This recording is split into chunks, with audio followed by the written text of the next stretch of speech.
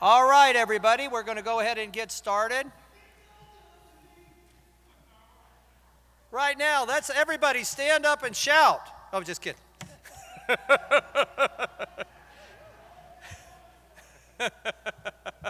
That just seems so appropriate, Rick. Thank you so much, sir. All right, everybody, welcome back. At this point in time, we're going to give everybody a few minutes to continue to settle in after lunch, but we have a couple of reports that we needed to get done today as well. So first, we are going to hear from Dr. Brett Oppegaard, who is a professor of communications at the University of Hawaii, and he is the principal driver of the UniD application, whose mission it is to audio describe the 400 plus visitors brochures across all of our national parks and historic sites. So at this point in time, I'd love to introduce to you, all the way from Honolulu, Hawaii, Brett Oppegaard.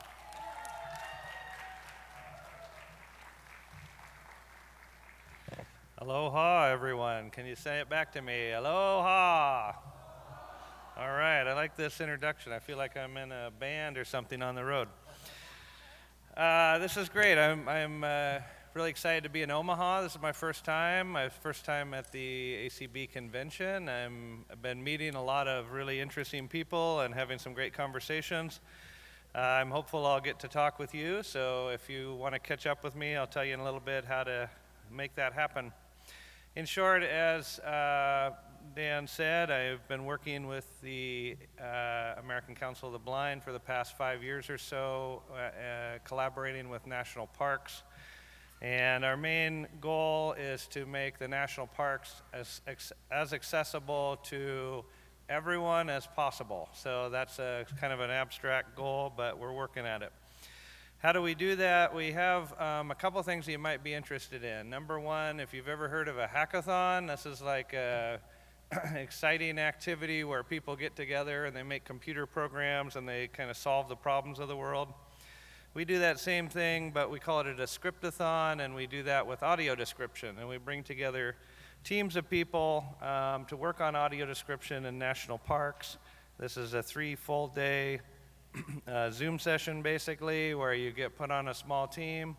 You are connected with park staff, other ACB members, volunteers from around the country, and the goal of that descriptathon is to make description from national parks, or for national parks, and then these descriptions are available via our project's free mobile apps. So during this descriptathon, we really spend most of our time studying and creating audio description.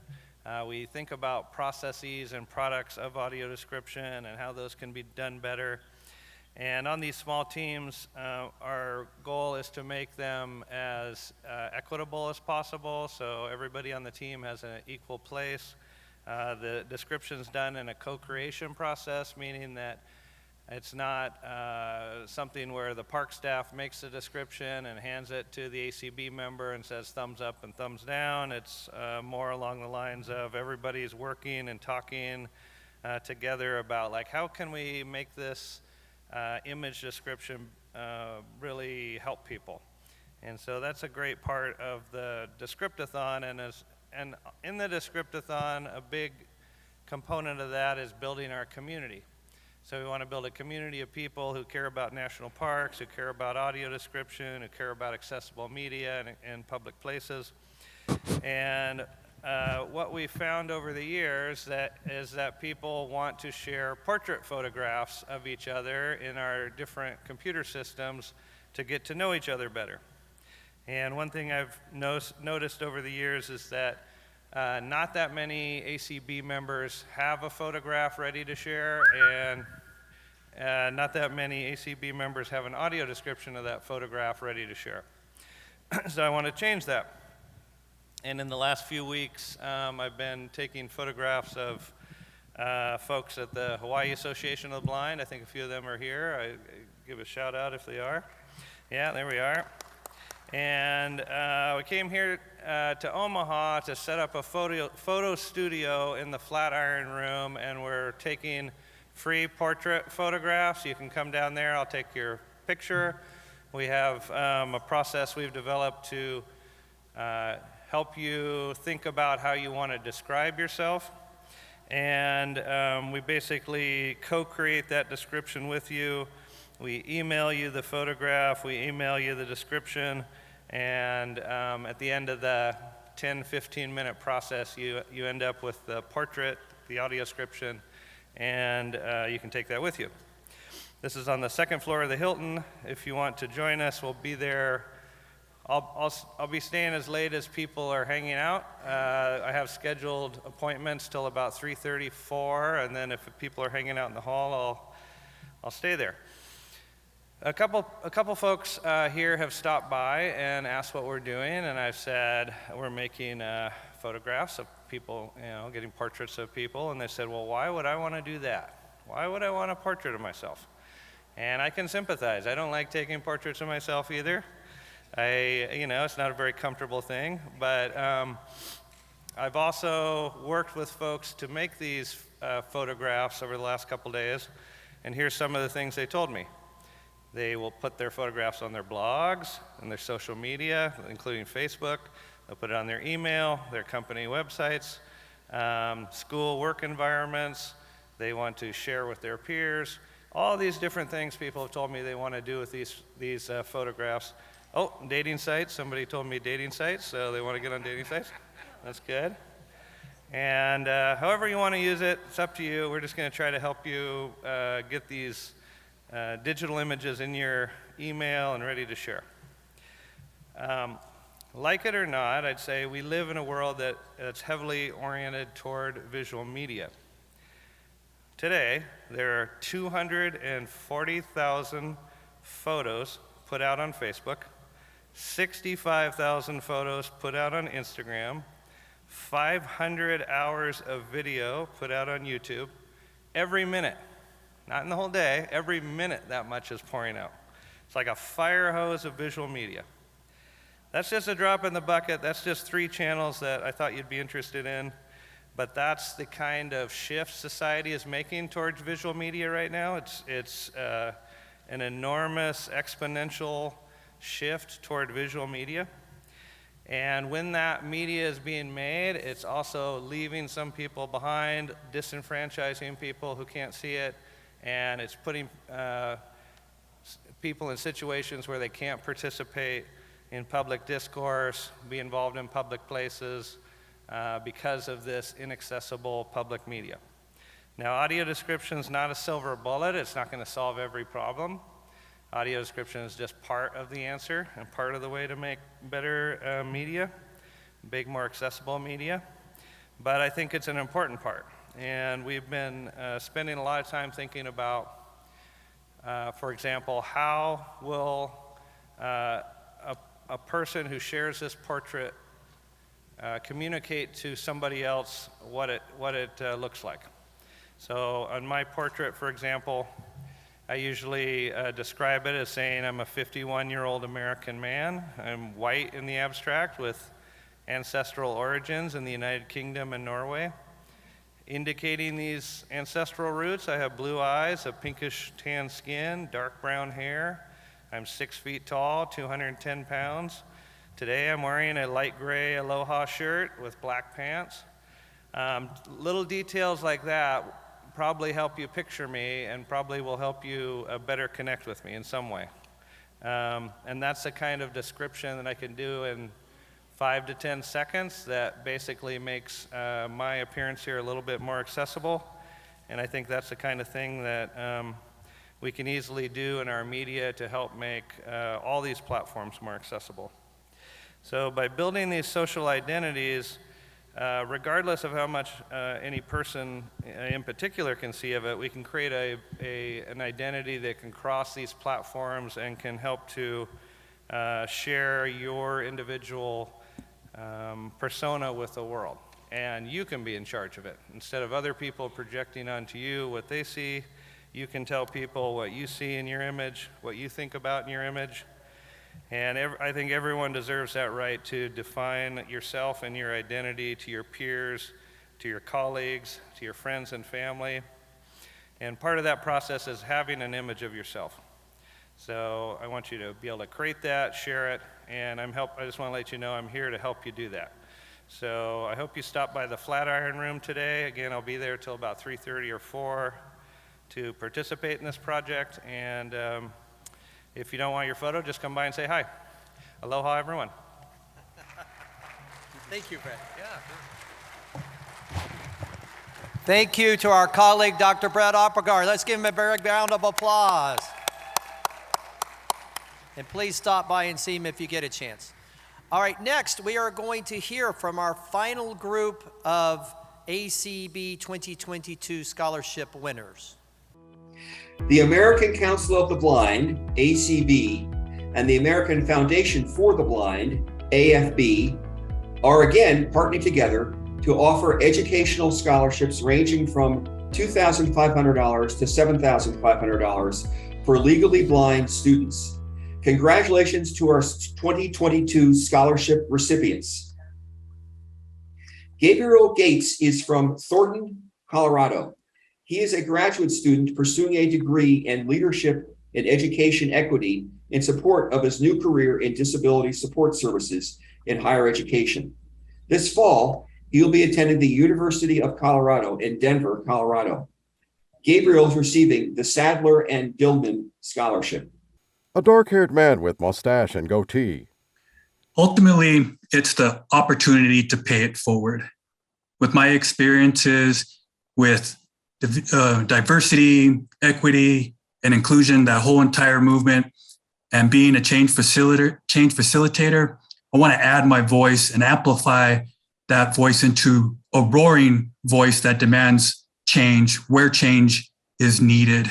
Yes, we've had the opportunity to come to the table, and now we're sitting at the table, but I believe it's time to turn that voice into action, where we take abstract ideas and manifest those into tangible outcomes for all parts of our life, which includes education, vocation, recreation, all aspects, so that everybody can receive inclusivity. Avery Celine is from Cary, North Carolina. She is an entering freshman interested in pursuing a degree in biology. This fall, she will be attending the University of South Carolina in Columbia, South Carolina. Avery is receiving the Rux and Burson Scholarship. A white woman with long, dark blonde hair. I've been volunteering at a special needs camp for the past 4 years, and I really enjoyed it. And I got to learn a lot about different accommodations for different disabilities, and it made me want to do that as a career. Camille O'Neill is from Gretna, Nebraska. She is an entering freshman interested in pursuing a degree in business data analytics. This fall, she will be attending Creighton University in Omaha, Nebraska. Camille is receiving the Business and Accounting Subcommittee Floyd Qualls Scholarship. A white woman with glasses and shoulder-length dark hair. So what got me interested in my field of study was I took an AP statistics class my junior year, and then I was doing like some research about analytics careers because I thought that class was really interesting. And then I learned that I could combine my love of sports with my love of math and statistics. And I also talked to some people that worked in the field of sports analytics. John Gerasi is from Wayman, Massachusetts. He is an undergraduate student pursuing a degree in communication and media studies and a minor in religion and theological studies. This fall, he will be attending Merrimack College in North Andover, Massachusetts. John is receiving the Bay State Council of the Blind Scholarship. A white, fair-skinned man. So I've always been very interested in the media, like media, radio, TV, journalism, whatever. When I was younger, I always used to kind of listen to the radio for like my favorite programs, watch TV, look at the news, whatever. But I've always also kind of been pretty socially awkward. And I've always kind of wanted to kind of know the theory behind like why we communicate the way we do and how we communicate, things like that. So choosing to be a communications major was kind of a no-brainer for me. I've really enjoyed a lot of my classes because they've been very theory focused, and I feel like I've actually become less awkward socially because I've applied what I've learned to my classes into the real world, which is really nice. Not something that maybe a lot of communication majors can relate to, but I've also really liked learning about the theory around the media that I consume every day. Gania Osasi is from San Antonio, Texas, but is originally from Algeria. She is an entering freshman interested in pursuing a degree in health information technology. This fall, she will be attending Austin Community College. Gania is receiving the Ross N. Pangier Scholarship. A woman with her blonde-streaked hair pulled back. Actually, my current field on study is health information technology because I'm so proud of what they achieved. I had just 3 days ago, I was accepted in the health information technology program at Austin Community College, which is my dream to study this field and to achieve my goal as a PhD on health information technology in the future. Gabrielle Gates. My greatest accomplishment was making it through my classes through the pandemic, right? All the years of resiliency that I have built up had helped me to take on, even having to draw back on my course load, whatever it took so that I can continue on with my education and work at the same time has really been my greatest accomplishment. So I really owe it to all of that resiliency. Avery Celine. I would probably say getting into the college of my dreams is probably my biggest accomplishment. Growing up, I always wanted to go to UNC, but I always heard it's really tough to get in. You have to work really hard. And I'm really proud that I was able to get in. Camille O'Neill. My greatest accomplishment is I was selected as one of 10 students out of a class of 600 students to win the Outstanding Student of the Year award my junior year. This award is the students that win the award are nominated by their teachers for their character and involvement both inside and outside the classroom. John Garrissey. My greatest accomplishment, I'd say, is related to my involvement in student government at school. So in March, I proposed some part of the diversity committee on student government. And in March, I kind of had a little mini meeting with the chair of the diversity committee, just talk about like ideas for like diversity stuff next year, whatever, in the new school year. And I proposed to him that, there is, I'm also working in admissions. So I knew that we did have a larger than normal amount of disabled students applying to the college for the following school year. And kind of going off of the ride service, which is used a lot in the Boston area where I'm from, I proposed the idea to him to reach out to the head of the accessibility office to try and see if we could get like a campus paratransit service, like a dial-up ride service on campus to get people to different areas, kind of in the outlying areas of campus, as well as to areas in the surrounding town of Andover. So I had a few meetings with the head of accessibility services and different disability service people over 2 weeks following that. And I'm happy to announce that as of September 2022, we're going to have a paratransit service on campus. And it's because of that initial interaction, which is really nice. Gania Usasi. My greatest accomplishment, like I have like two or more than 2 or 3, because one of them, it was when I came here, I came to the United States on July 2018 as a blind person, because my family, everybody, they said, you can't do that. But I told them, I know I can do. I can travel with alone. Then I did it without any hesitation because I need to live my life as an independent girl. Then my second, because I never speak English in my life. Then my second accomplishment, it was when I took my ASL classes at Austin Community College, and all my grades with A, and I think I have just one B. And then when I was in the level 3, all my professors and the admission record, they told me, if you want to skip your level 4, you are just perfect to start your prerequisite classes. This one is my, Gabriel. So I am a born again Christian. I had an encounter with God back in December of 2018, and he has come into my life and changed everything. He has renewed my entire life. He has encouraged me and strengthens me to do anything that I can. And I am proud and grateful and humble to call Jesus Christ my Lord and Savior. Avery. One fun fact about me is that I'm a triplet. So I have 2 other sisters that are the same age as me. They're both fully sighted, but we're really close and they've helped me a lot with navigating stuff. So a lot of people don't know that. Camille. I've had to overcome a lot of challenges. In addition to my ROP diagnosis, which caused my visual impairment, I also have mild cerebral palsy. So during my freshman and sophomore years of high school, I had to have 2 pretty major surgeries to try to fix my gait pattern and improve my stamina to help me be more independent and be able to navigate a college campus easier as far as like physically.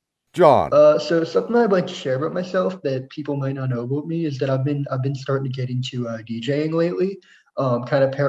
Going off of like how I was kind of into radio as a kid. I've started to DJ for different events on campus, for like different clubs or like fraternities, things like that. And it's been really nice kind of watching my skills kind of evolve over the last semester and hopefully continue to grow over the summer as I will be on campus for a good chunk of the summer as well. The hard part about that is that the equipment is actually owned by the college and not by me. So I don't have access to it right now being home. But I've really enjoyed kind of using it and dabbling in it and eventually getting into DJing for different organizations on campus. And it's got me more involved. Gania. I am a very challenged person. First, when I came to the United States, and another one when I took all my ASL classes with grade A. And lastly, I want to just say it was when I was at CCRC, the Critical Rehabilitation Center, at Austin. All my classes, I take the high score for all my technology class, orientation mobility, daily living skills, and my O&M class. This one, I took them all with the high grade, and all my professors and staff, especially my director, she's very proud of me. And because I involved on the community to help people with disabilities, especially with especially blind people. Because I am blind, I like to help other people, like to make life easiest. A logo, ACB in print and braille, American Council of the Blind, together for a bright future. All right, congratulations to the last group of our 2022 ACB scholarship winners. What a wonderful group. All right, next we are going to hear from our International Relations Committee. They had a wonderful idea this year to propose a Voices Around the World scholarship winner that could participate in our convention, remotely of course, but allow them to really experience an ACB convention. And they would have up to 5 people that got selected through an essay contest to have scholarships to our ACB convention this year. And so I'd like to introduce Maria Kristic, Chair of the International Relations Committee, to have a conversation with our first prize winner. Thank you, and hello ACB. I bring greetings from the entire International Relations Committee. We are delighted to introduce the winners of our first annual International Voices Contest. We, the International Relations Committee, launched this contest this year, this initiative, because we know how valuable international attendees have found our convention. We have international attendees every year from several countries, and they tell us how they find the convention so useful and enjoyable for the information sharing, for receiving ideas on approaches to handle difficult advocacy situations, for the inspiration of hearing other success stories, and for the networking with others who are blind or low vision. And so we wanted more people to know about us and to know about the support that we provide at these conventions and to be able to take advantage of that. And also, we know that with international currency conversions, for some, the convention fees might be a challenge. And so we also wanted to provide, if needed, some assistance to those who might not otherwise be able to attend. So we asked entrants to submit audio recordings of up to 10 minutes in length, sharing their blindness experiences in their countries, their message to blind people in US, and why they wished to attend the convention.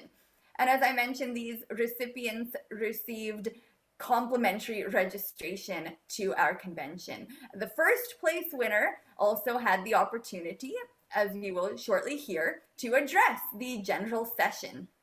So I'm pleased now to introduce our 3 recipients for this, our first group.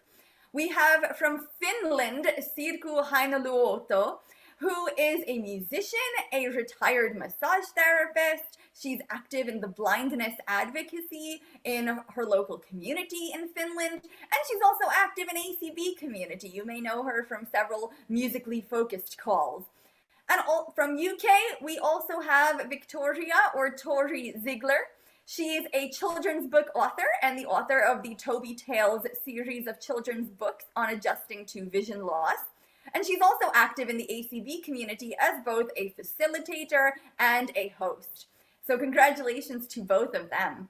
And now I am pleased to introduce our first place winner, Pritam Sankavalli from India.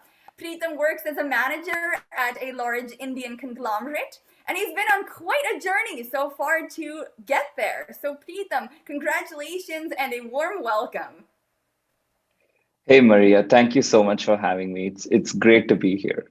And thank you so much to the International Relations Committee and to ACB again. I've been on quite a few ACB Zoom calls, and I've found them incredibly helpful and incredibly fun. I'm very happy to hear that. We're glad to have you here. So I mentioned there about your journey to successful employment. Can you tell us a bit about that? Sure. So I have retinitis pigmentosa, and so I've been visually impaired pretty much my whole life. And I grew up in a small city in India called Visakhapatnam. And so we had very limited resources for visually impaired people growing up. So I ended up going to regular schools, and I did not really even learn Braille in the beginning. Most of my education was done either orally or through computers. So I was introduced to screen readers and computers around 5th grade. And as I grew up, I kind of took an interest in economics and later business. And after my college, undergraduate college, I was in a kind of job fair for a large American tech company. And while I was interviewing for them, I was told that they would not be able to have assistive software on their systems because it would be a security issue.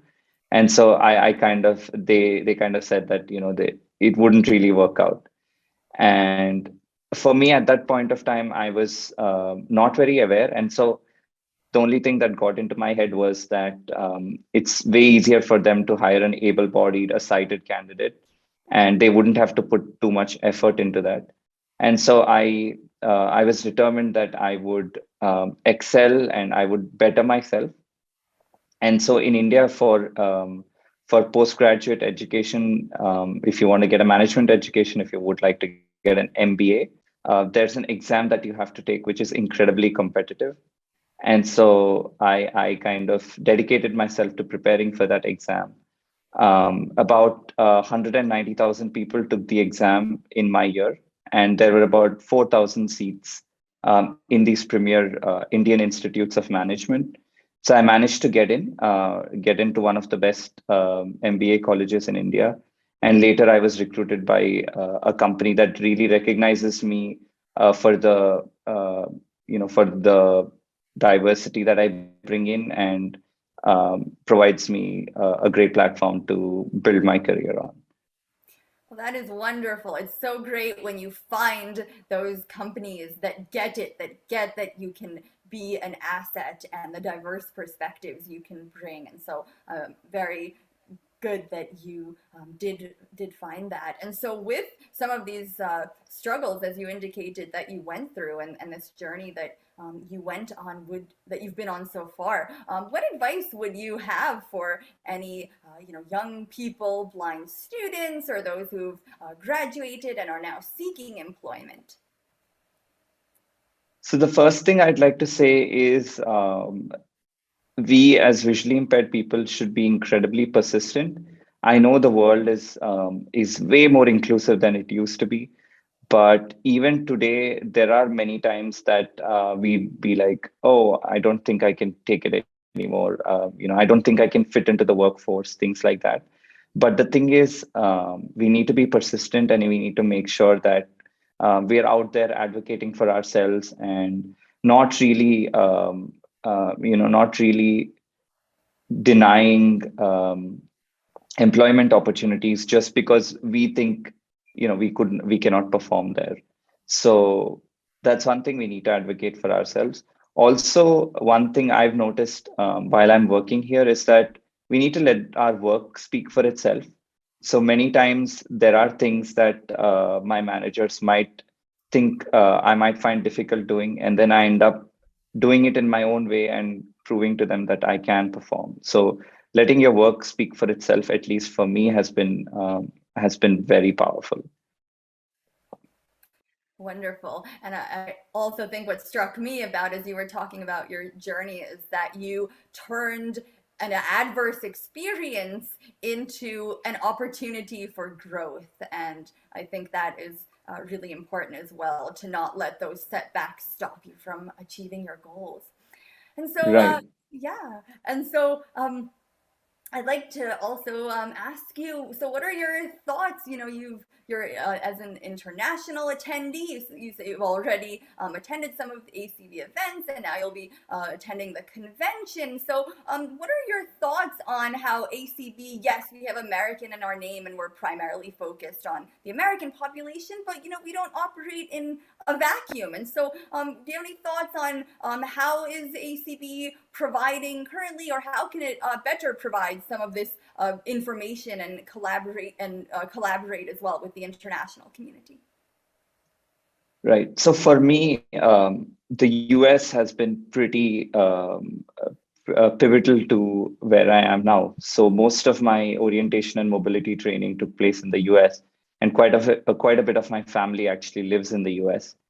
And that's how I was introduced to ACB, because during the pandemic, I spent quite a bit of time with my sister in Austin, Texas. And I was introduced to the ACB community Zoom calls, and I started attending the calls, and I made a couple of friends. And it was really great, the sense of community and all the diverse range of discussions that would happen. And there was a lot that I learned, and I wanted to bring it back to India and maybe start communities of that nature here as well. But in terms of what ACB can really do for the international population, I think the Zoom calls are a great start, because obviously you can access them from anywhere in the world. And in addition to that, I believe some couple of groups, maybe country-specific groups. I know it's American, but you could have an India call, or a call for Europe, for the UK probably, in terms of their timings. And there is a large enough community that these calls could actually work out in India time, or in European time, things like that. Just make them a little more accessible, so that I don't have to stay up, and attend calls in the middle of the night. Yeah. Also, languages, probably maybe have a couple of ACB calls in different languages. I know most of us here in India speak English, but I'm sure there's a significant population that does not, and maybe get calls for them. Speakers of that language in the US, of course, could also join in, and something like that could be done. But yeah, all of this kind of hinges on the sense of community that the Zoom calls have provided for us. All right, well, thank you so much. I've definitely heard that from others regarding how difficult it is with time zones. And I think ACB is now starting some Spanish language content as well. So that comment about calls in other languages is definitely being heard. So thank you for that. Is there anything else that you'd wish to add that we haven't covered? Maybe one final thing is, in terms of the support I received in the US, especially regarding accessible technology and orientation and mobility training. And I feel here in India, those are two areas that have incredible potential. And there's so much that can be done in terms of taking accessibility and O&M training to the masses. There is quite a bit that I'm doing myself, but obviously if anyone's willing to collaborate and we could take it to the next level, that would be incredible. So yeah, that's about it from me. All right, well, thank you so much. And if anyone is hearing about this and has ideas, you definitely reach out and connect. And I wish you continued good luck with all you're doing there for the blindness community in India. I'm sure something like a local Zoom community would be very welcome as well. And so thank you so much again, Preetam. Congratulations to you, and thank you. Yeah, and congratulations. Thank again. you for having me. And I look forward to the networking opportunities. Absolutely. Look forward to connecting with you more as well. And congratulations again to Sirku and Tori as well. So again, we on the International Relations Committee, we hope that you have enjoyed meeting our International Voices winner as much as we did. And we look forward to presenting another vibrant and diverse and talented group again next year. So thank you so much again, and enjoy the rest of convention. Thank you, Maria, and thank you on launching a wonderful program with the International Relations Committee. All right, at this point in time, we are moving on with resolutions, and nothing but resolutions. So at this point in time, do I have Gabe Griffith ready to go on Zoom? Yes, sir. Thank you, Gabe. And Nancy, do we have the Zoom room manned, and are all hands down? Okay. All hands are down. Are down. In Clark, do we have Zoom connectivity? Yes. We have Zoom connectivity. Gabe, I'll now ask you to introduce our next resolution, which I believe is Resolution 14 on live audio description in performing arts venues. Yes, sir, that is it. Resolution 2022-14, Equal Access to Live Theater, submitted by Susan Mazrui.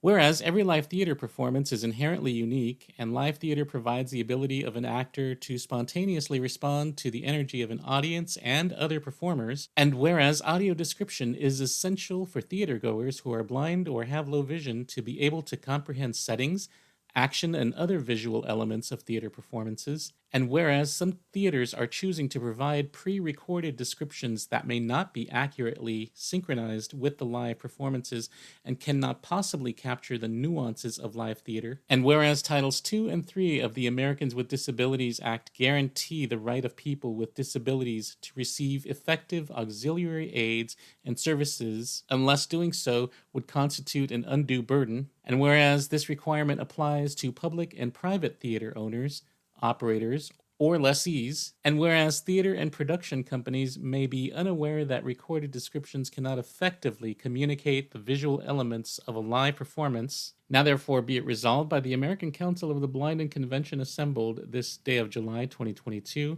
at the CHI Health Center Omaha in Omaha, Nebraska, that this organization strongly encourages and shall work to promote the use by theater companies of live audio description as the only effective means of communicating the visual elements to the blind theatergoers.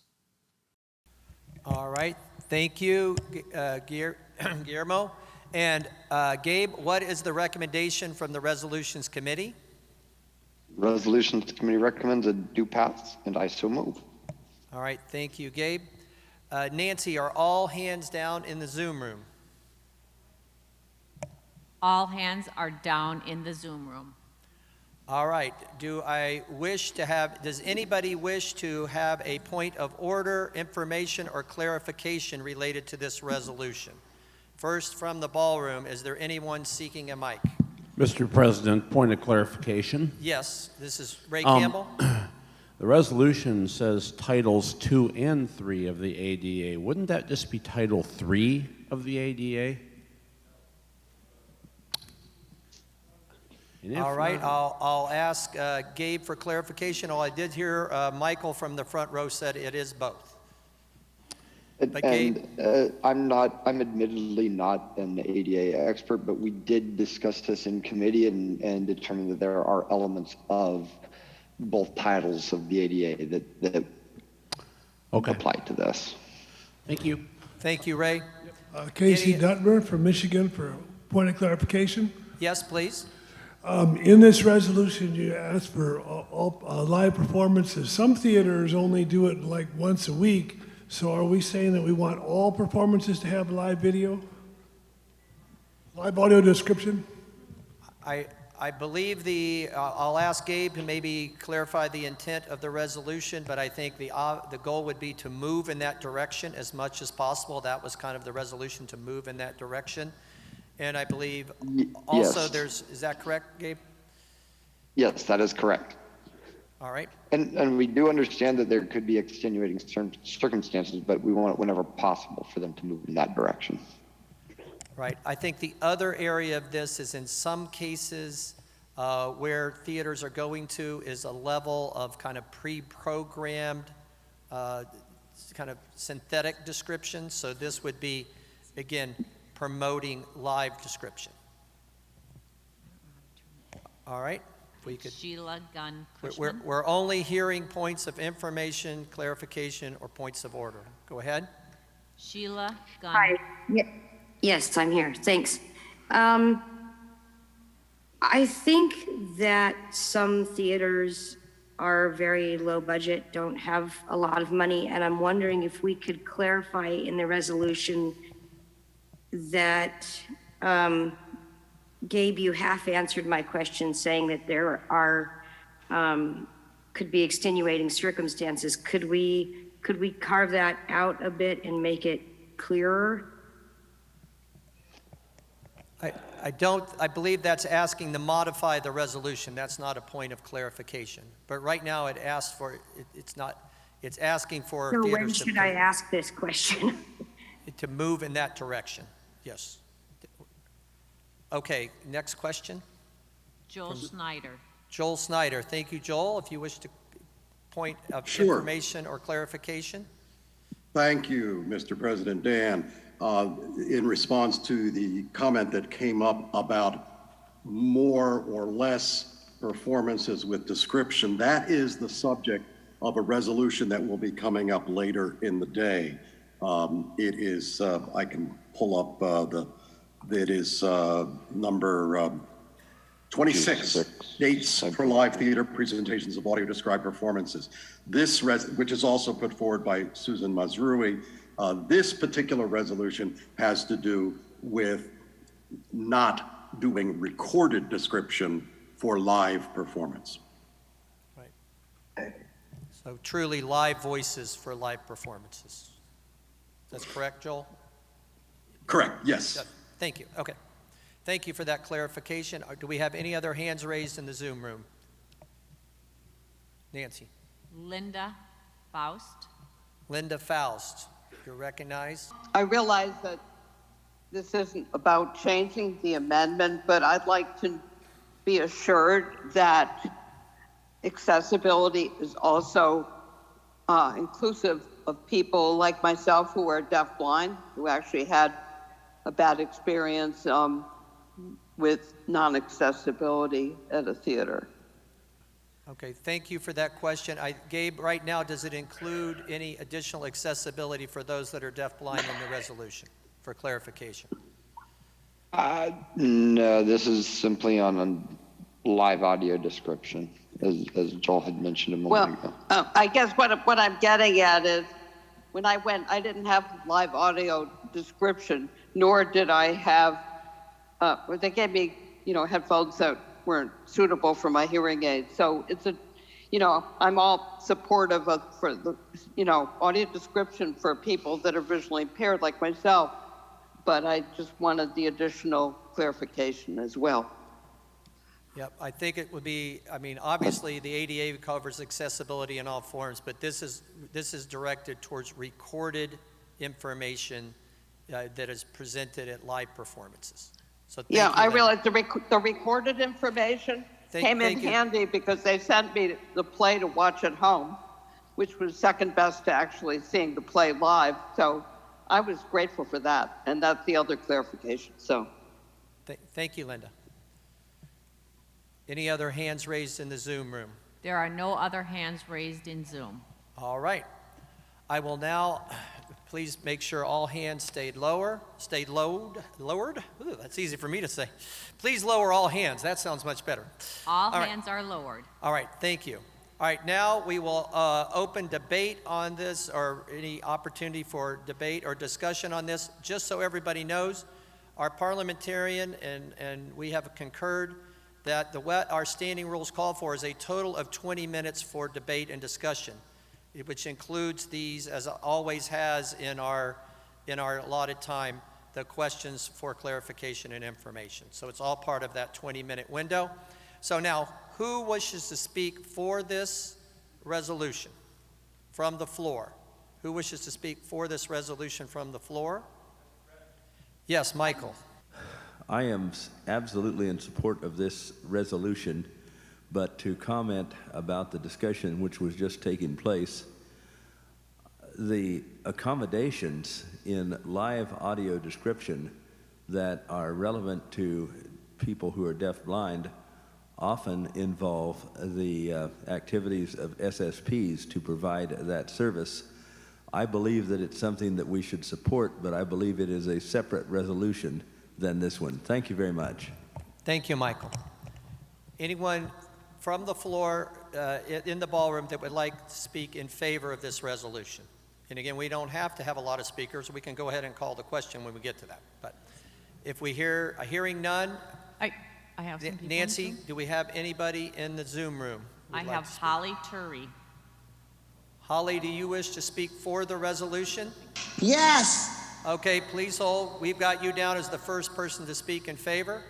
Is there anyone who wishes to speak in opposition to this resolution? In the ballroom, is there anyone who wishes to speak in opposition? Hearing none. Is there anyone in Zoom that wishes to speak in opposition to this resolution? Please raise your hand. Sheila Gunn Cushman. Sheila. Yes, if we can't modify it. You wish to speak in opposition. Okay, thank you. I will call on Michael Byington to speak for the resolution. You already did. Okay, well, thank you. Then I will ask for Sheila to speak, and then Holly. So Sheila, could you please speak against the resolution? Here's the problem. I like this resolution, but I want to make sure that we speak to the issues that Linda raised and speak to the issues that I raised. And the ones that Linda raised are, and maybe they can be in another resolution, I don't know. But she said that folks who are deaf-blind need further access than just the live audio. And it may be that they benefit from recorded audio. That may mean that they don't know every little thing that happens in the live environment, but at least they've got something. I'd like to see it even get better than that, but I don't know how. The issue that I am concerned about is that I'm guessing, that some of the theaters that are doing this automated stuff are doing it because a live audio describer costs a lot of money unless you get a volunteer and hope that they're good.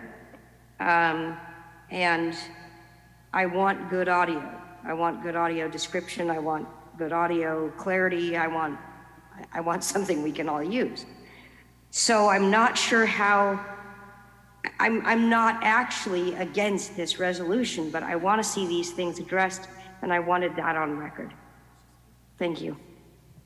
All right, thank you, Sheila. And again, a resolution sometimes can't cover everything. These resolutions have been vetted for many months, and this is the resolution as it is. So, Holly, would you like to speak for the resolution? Yes, sir.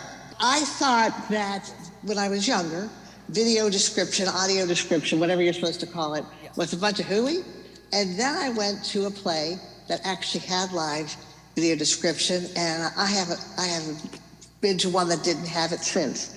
It just gives you so much more of a feeling, and you feel like you're playing on a level playing field with sighted people. And I think that this motion should be, or whatever you call it, should be good. And I think that you should vote for it. Thank you. Thank you, Holly. I see we have one more hand raised. Joel Snyder? Correct. Go ahead, Joel. Thanks, Dan. I just wanted to respond to Sheila's concerns. The resolution states clearly that recorded description cannot effectively communicate the visual elements of a live performance, and it states that pre-recorded descriptions may not be accurately synchronized with a live performance. So that equals subpar audio description that is not working, is not effective. Actually, instead of enhancing, it distracts. And with respect to the concern of cost, there are theaters that provide description at every performance for less money, by a live describer, for less money than it costs to contract with Gala Pro or Sound Associates, the folks that provide recorded description. So the cost factor really is a matter of one's imagination and inventiveness in how to solve the problem. Thank you. All right. Thank you. All right, I'm now going to call the question on the resolution at hand, Resolution 14. Nancy, do we have all hands down in the Zoom room? All hands are down in the Zoom room. Thank you very much. Clark, are we still up on Zoom? Good to go. We are live. Okay. At this point in time, all those in favor of the resolution requiring or requesting live audio description voices at live performing art performances, please signify by raising your hand in the Zoom room. If you are for the resolution, raise your hand. We are settled, Dan. Okay, thank you, Nancy. All right, now for all those in the ballroom, if you are in support of the resolution 14 for live narration of audio description in performing arts, signify by saying aye. Aye. All those opposed signify by saying no. All right, let it be identified that all people in the ballroom signified by saying aye. There were no nays. All hands are now lowered in Zoom. All hands being lowered in Zoom, please raise your hand if you would like to vote against Resolution 14 for live narration of audio description in live performing art venues. All right, Madam Supervisor, if you could give me the results. All right, our total in Zoom is 144 for, that's a lot of fours, 144 in favor and 7 against. In the ballroom, it was unanimous as a yes. Therefore, I make a motion that this resolution passes.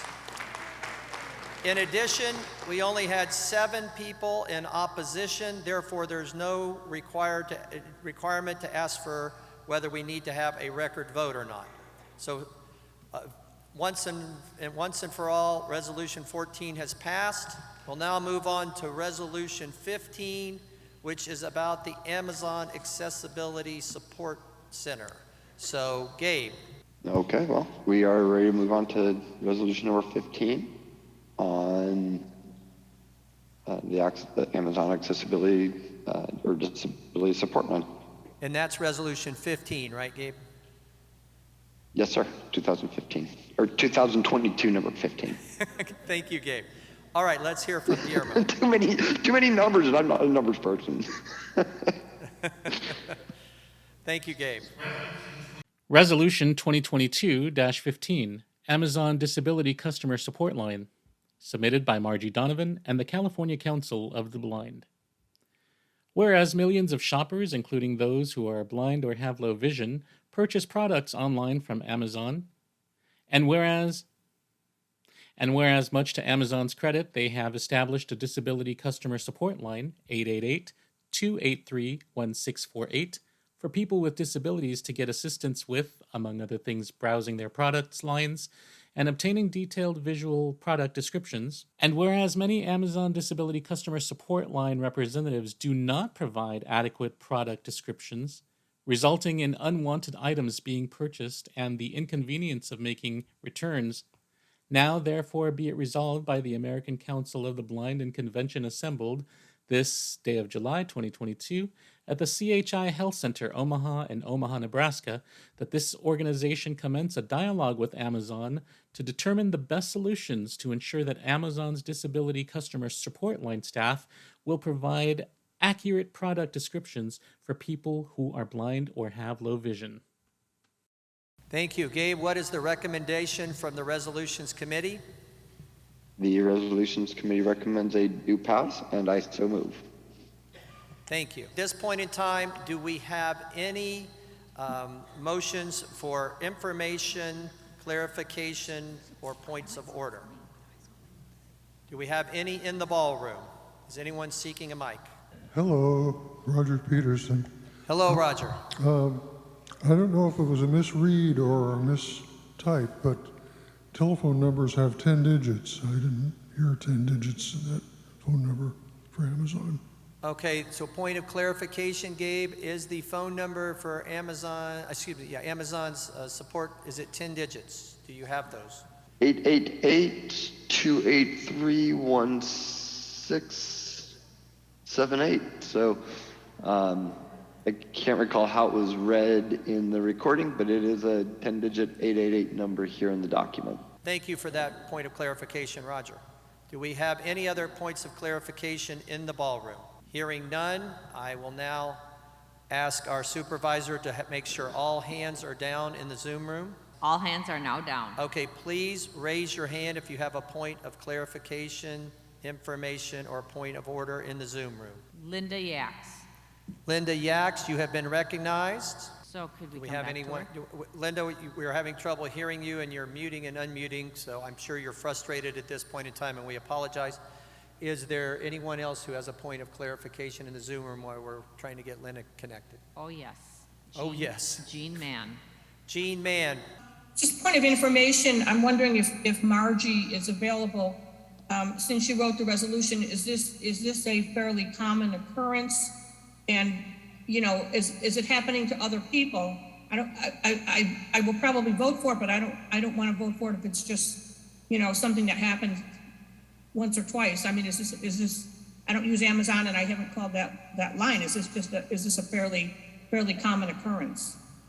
All right, and I'll ask Gabe to answer that as our chair, because he was the one who the resolution came before, and there was lots of dialogue on it. So, Gabe?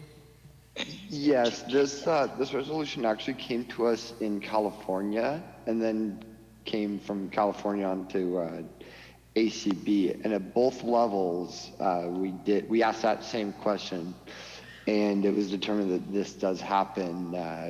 I don't know if I'd say it happens regularly, but it happens enough that we determined it's definitely a concern that we want to make sure gets addressed. All right, thank you, Gabe. Any other points of information or clarification, Nancy? Yes. Terry and Frank, it says. Terry and Frank? Yes. It's Terry Pacheco. Hi, and Terry. Frank. Hi. Just for an absolute point of clarification, on that 10-digit number that Roger was concerned about. In the recording, I believe it said 1648, and Gabe has it as 1678. All right. And my only other quick comment is that I think we need to be very careful when we start criticizing assistive groups like what Amazon's done, because we need to remember that we should be getting no more information than anyone else, whether they're sighted or blind. And so, if Terry, this is not a point of clarification. You're now debating. Right, it's not. Terry, you're now right, debating the resolution, so we'll ask you to do that at a later point. This is just a point of clarification or information. I did hear your point of that related to the phone number. So, Mr. Chair, this is Gabe. Yes. I will clarify. It does end in 1678. If I said 1648, I apologize. It was just my finger missing a dot. All right, it is 1678 on the end to answer Terry's clarification. Okay, thank you. Fran sign. You're welcome. And Grant sign. Fran. Yes, it's Fran sign. Fran, I just have a point of order. I would like to know how many people are actually on Zoom and how many people are in the room. We have no idea what the majority of the room is. We don't know how many people are there. Thank you. Fran, it varies. People are coming in and out of both Zoom and the room. I would say we have a pretty good attendance in both environments. Our vote in the Zoom room was just 144 to 7, so that's at least 151 people that are in Zoom that voted, and we have a pretty good crowd still in the hall. So we don't have an exact number, nor will we ever have. Well, you should. What's pretty good? All right. How do we know if there was 15 or 200? No, we have many more than that. So thank you. All right. Any other points of information or clarification in the Zoom room? Sharon Strzelski. Sharon. Yes, thank you. My question is what the resolution would aim to do to fix this. Would it be providing a training video about how to audio describe? I'm not opposed to the resolution. I just don't understand what people are thinking about how they would fix the issue. Thank you. Okay, Sharon. So Gabe, would you like to answer that question with clarifying the resolve clauses? Yeah, we didn't really want to give a specific way. We feel like probably probably go to say the advocacy steering committee, as many of these are headed through, and figure out the best channel. It could be through the environmental access, but we want to leave it somewhat open-ended as to the best way of reaching out to Amazon and working with them. Melissa Wabshaw. Melissa, go ahead, Melissa. Hello. I was just wondering, there are product descriptions on Amazon. So when people wish for things to be described, I mean, I'm not understanding, do they want more details than what the product description gives? All right, we'll ask Gabe to ask that. What do we mean by additional descriptions? Gabe? We're talking about clarifications like colors or a size of something, the stuff that somebody would be able to see in a picture that doesn't necessarily come across when you're using a screen reader to access that device. And it may not, it's something that you might see in the picture that isn't in the written description. Jennifer Bowling. All right, Jennifer, you're now recognized for a point of information or clarification. Two questions of clarification. The phone number that was given, was that the Amazon disability phone number, and the extra information that is being asked to be included, would that be included in alt text, or would that be in text itself? I believe she was asking if that's the... Go ahead, Gabe, please answer yes.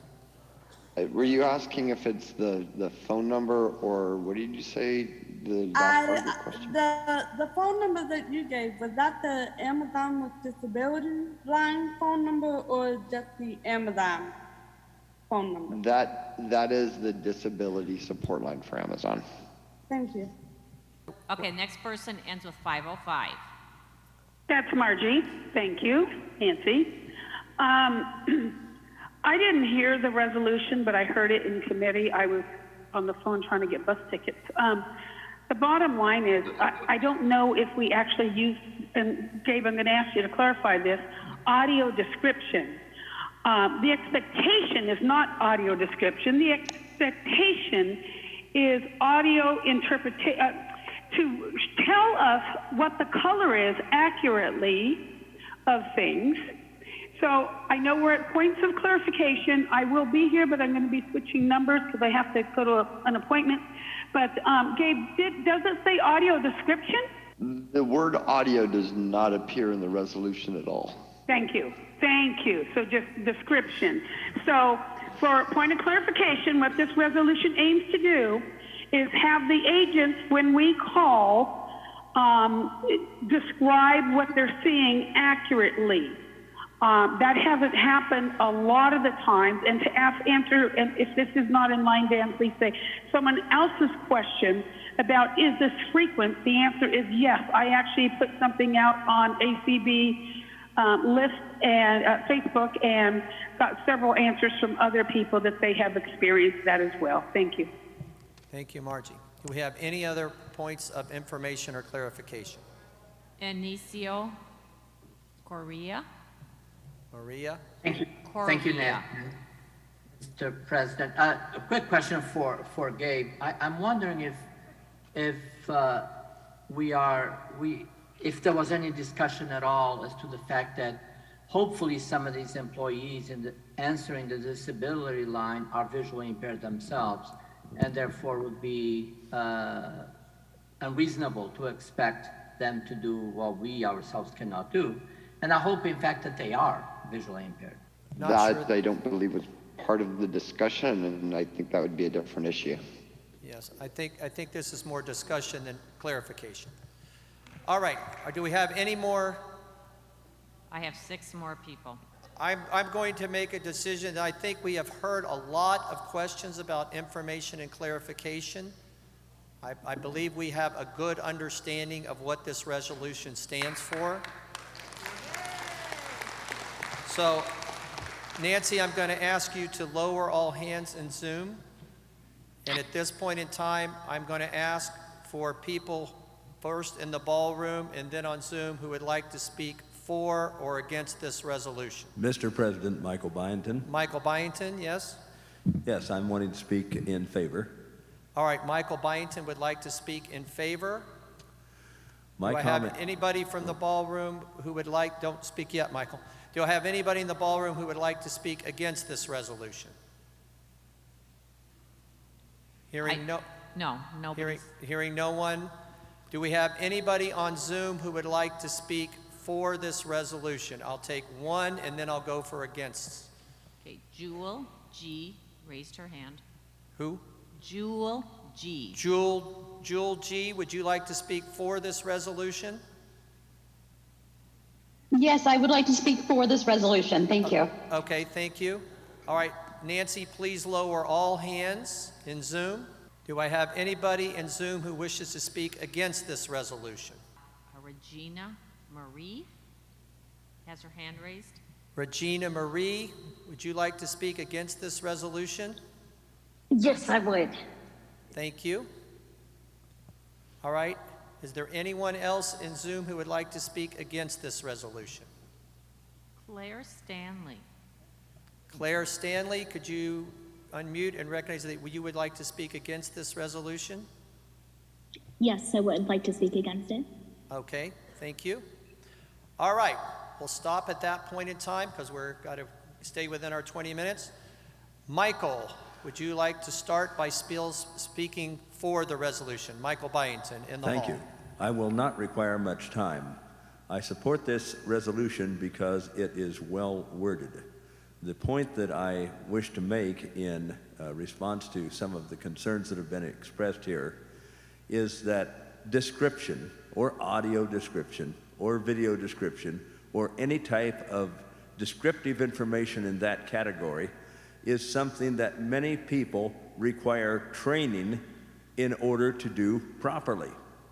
If that was not the case, we would not have the audio description project, which puts a great emphasis on training so we have quality audio description. This resolution is quite clearly simply saying that Amazon needs to specifically address this type of issue with people who are on the phone providing customer support to people who are blind. Thank you. Thank you, Michael. Now, on the against position, we have Regina Marie Brink. So, Regina. Regina Marie. Yes, thank you. You're right, Dan. I am against this resolution because for those of you that have dealt with cause and effect and correlation, you have to establish that. And I don't believe that has been established. I think it would be better to establish that first before we go to Amazon. And what I'm trying to say is, I know sighted people that pick out, let's say, a brown suitcase and it comes back and it's black. And they are sighted people. And some sighted people may tell you that sometimes when you order something and you're looking at the picture, when it arrives, it is not that. And I think sometimes either the seller's substitute or the order gets wrong somewhere. I guess what I'm saying is we don't know for sure that the problem is the customer service people unless we were to actually undertake some kind of study to determine that. And I think that's only fair to do when someone's providing a service for us out of courtesy. Thank you. Thank you. We will now recognize Jewel G. to speak for the resolution. So I have quite a bit of experience with Amazon and their accessibility call center because I order a lot from Amazon. And I can say for sure that some of it is specifically problems with with them describing properly. For example, a necklace that has variants and they can't tell me the butterfly is above the shell or the shell is next to the butterfly. They can't tell simple things like that. They get very frustrated when I ask specific detailed questions. And I've gotten to the point where I've just given up on them and I request help from a friend instead. So I think this really needs to be addressed. Thank you. Thank you, Jewel. Now to speak against the resolution, we'll hear from Claire Stanley. Claire? Thank you. I, at the core of this, completely agree with it, and I understand why we all want it. We've all been in that situation. I'm just a little concerned that the idea is half-baked, and we need to think a little bit longer about how we can train these Amazon employees and how we can really be effective. Like was just pointed out by the last speaker, it can be really difficult to describe things. And so I think we need to have a really well thought out plan in place, perhaps and even a standard, which is a huge take on to come up with a standard on how to describe things. But I just feel like we're gonna bite off a little bit too much when we tell people you need to describe it, because we've all been in situations where one-sided people to describe things to us, they don't always do the greatest job. Thank you, Claire. Next person is Lori. I don't have a last name for Lori. Lori and... Hi, I'm Lori Kastner. Yes, Lori. And I'd like to speak for or against? I'm speaking against the resolution. Okay, please go I ahead. believe, okay, thank you. I believe that Amazon Disability Line describes things as well as they are presented in pictures. It may be that some of the pictures are not detailed enough.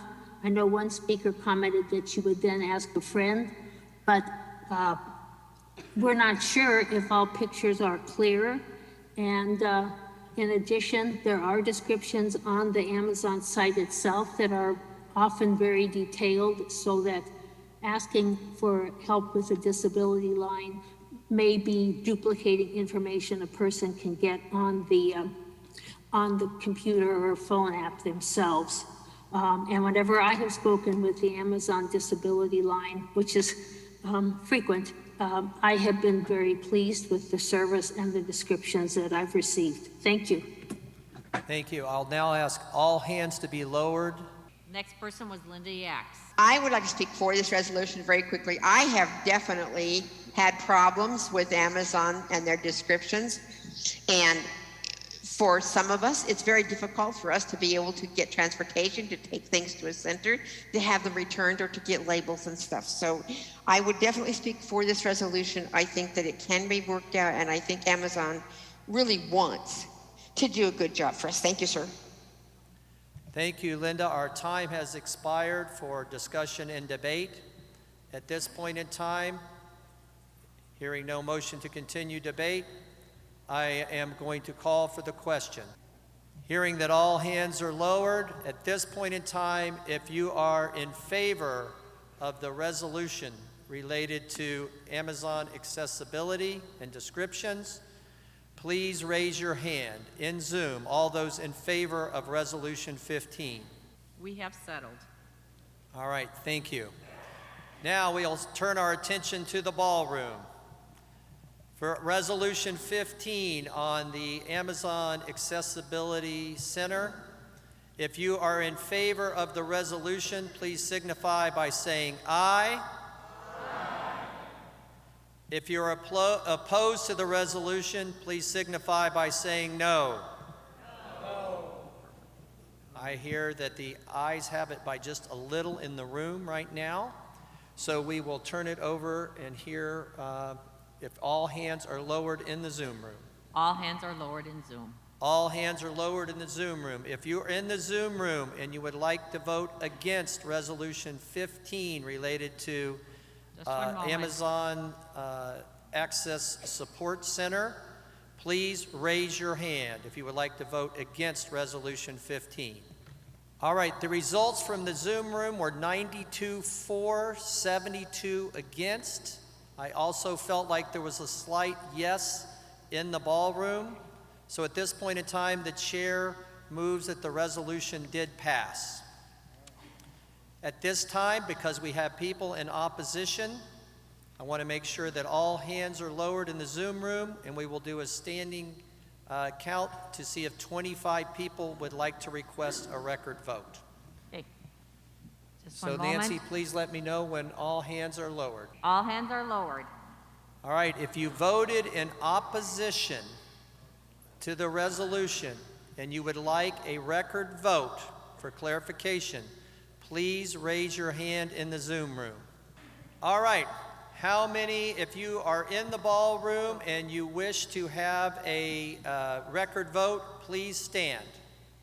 All right, we have 39 in Zoom and 9 in the ballroom. That's a total of 48, which exceeds our threshold of 25.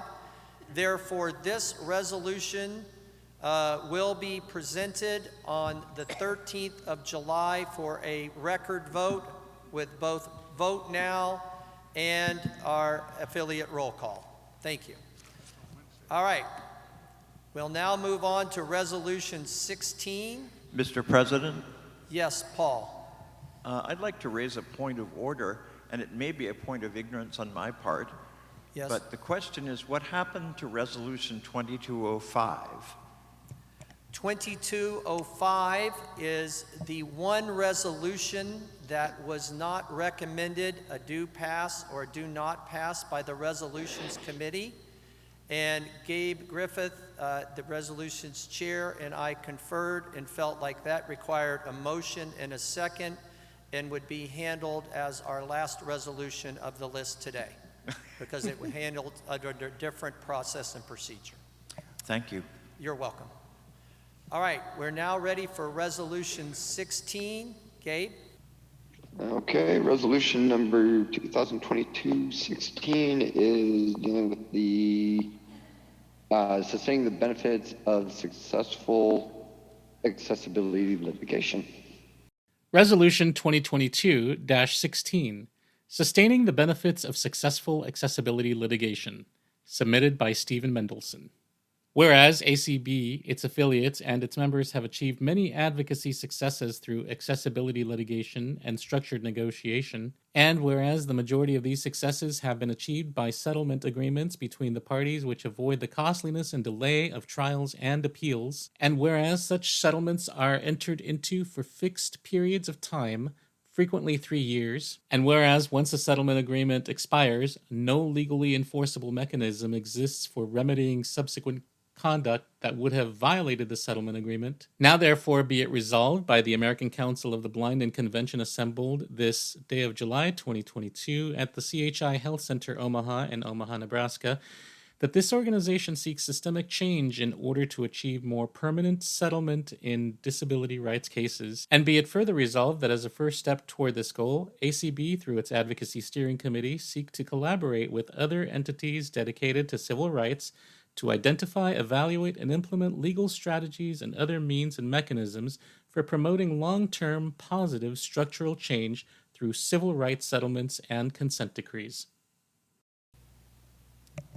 All right, thank you. Gabe, what does the resolution committee recommend?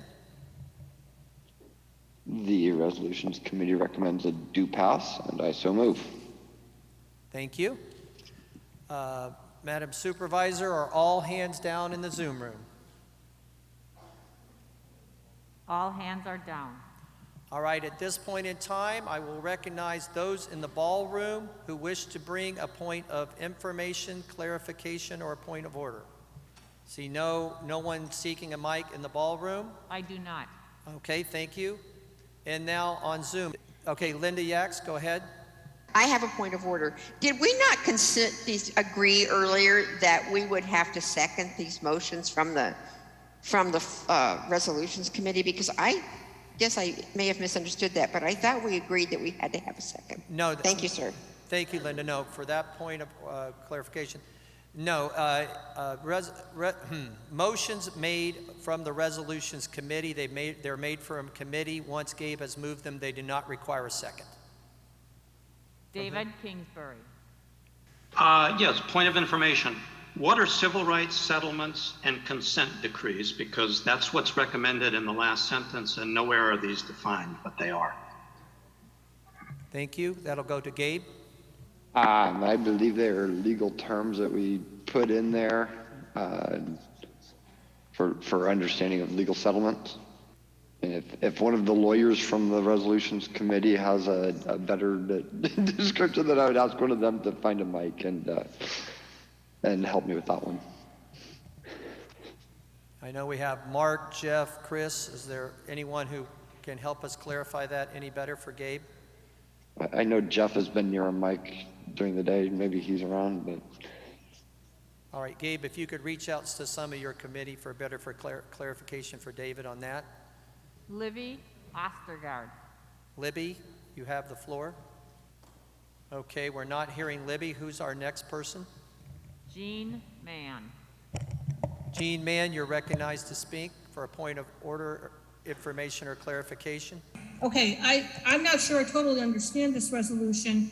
I thought that there were times when we did join with other disability and civil rights groups to accomplish what we wanted. So I'm not really sure what this resolution is doing that we're not already doing. So Gabe, would you like to address that? It kind of implies in the resolution that we don't work with others. We're all finding that a little hard to believe, but that's what it says in the resolution. So Gabe, would you please clarify? I'm sorry, Mr. President. I was trying to get clarification on that last question. What was the question here?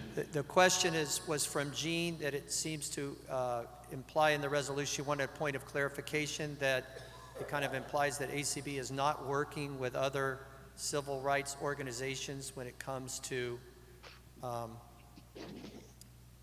We just wanted to put that in there to make sure that doesn't fall through the cracks in the future going forward.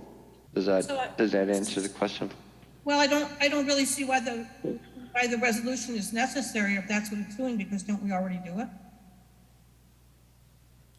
It's just wanted to make sure that there's follow-up. I don't know if we do that in all cases. I think it wants just just to basically make sure that that happens going forward. Okay. But Gene, I think you've got your clarification, and we'll have an opportunity when we do debate for for and against. So thank you, Gene. Next. All right, well. And Mr. President, I do have on the previous question about why the legal settlements and consent decrees is in there. Yes. It's just covering all settlements, and there are consent decrees that I believe are items that come from from judges in legal settlements that we just want to make sure under all those circumstances that this gets covered, and that we consider those all the same in our advocacy efforts. Okay, thank you. Do we have any more points of clarification or information or points of order? I think I'll take one more, and then I think we need to get into the debate. 814. Yes, this is Stephen Mendelson. I simply wanted to make myself available to answer this question if it was desired that I do so. On the question of the consent decrees and the rights, again, as Dave Griffith said, it's simply a matter of covering the various formats in which these time-limited settlements and outcomes are entered into. And with respect to the collaboration with other groups, I think that collaboration is implicit. In fact, the resolve clause speaks to the need for collaboration with others in finding a solution to the problem. Thank you. At least in the hall from this stage, I was having a really hard time understanding that. Gabe, could you please kind of paraphrase what Steve just shared with us? To be honest, I was having a little trouble hearing you as well, Steve. I think he was just basically saying that he was concurring with what I had said about that being language to make sure that we capture all the different advocacy settlements and things that happen. Is that right, Steve? Exactly so, yes. Okay. Exactly so, yes. That is what Steve said. Okay. Thank you. All right. We're now going to ask for people who would like to speak for and against this resolution, Resolution 16. Do I have anyone from the ballroom floor who would like to speak in favor or against this resolution? What's a minute? I see no hands raised or nobody's at a podium or at a microphone. All right. I'll now ask all hands to be lowered in Zoom.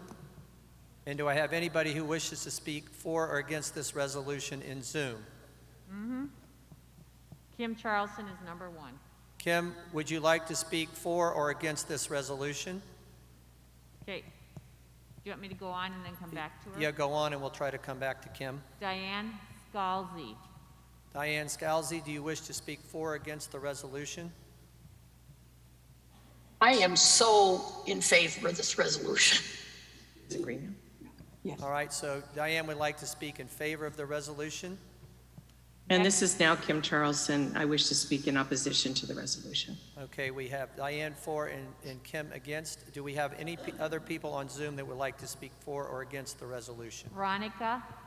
Veronica. I would like to speak in favor. Veronica would like to speak in favor. Let's take one more, and then we'll see where we roll out between fors and against. Stephen Phyllis. Stephen. Actually, it's Steve Blow. Well, my wife is here too. Okay. Steve, I'd like to speak for the resolution. Okay, we have 3 fors and 1 against. So I'll ask everybody if the supervisor could now lower all hands. All hands are lowered. Now that all hands are lowered, I'll ask if there are other people who would like to speak against the resolution, please raise their hand. 394. 394, please identify yourself. A phone number ending in 394 and unmute. Yes, hi. My name is Debbie, and I'm Debbie Watson, and I'm from Chicago. I find this resolution very confusing for me. Legal terms usually do, but I really have to agree with the person who spoke earlier. Debbie, wait. We're just getting right now. Are you speaking against the resolution? Oh, I'm speaking against it. My apology. You are speaking against. Okay, please wait till your turn, but stay unmuted. You're speaking against. That's Okay, two. I'm sorry. No problem, My Debbie. apology, Mr. President. No problem, Debbie. We need one more person who's speaking against. Nancy, who's our next person? No. Jeanette Kutash? Jeanette Kutash, are you speaking against? Yes, Jeanette, do you wish to speak against? Yes. Okay, so that's 3 against and 3 for.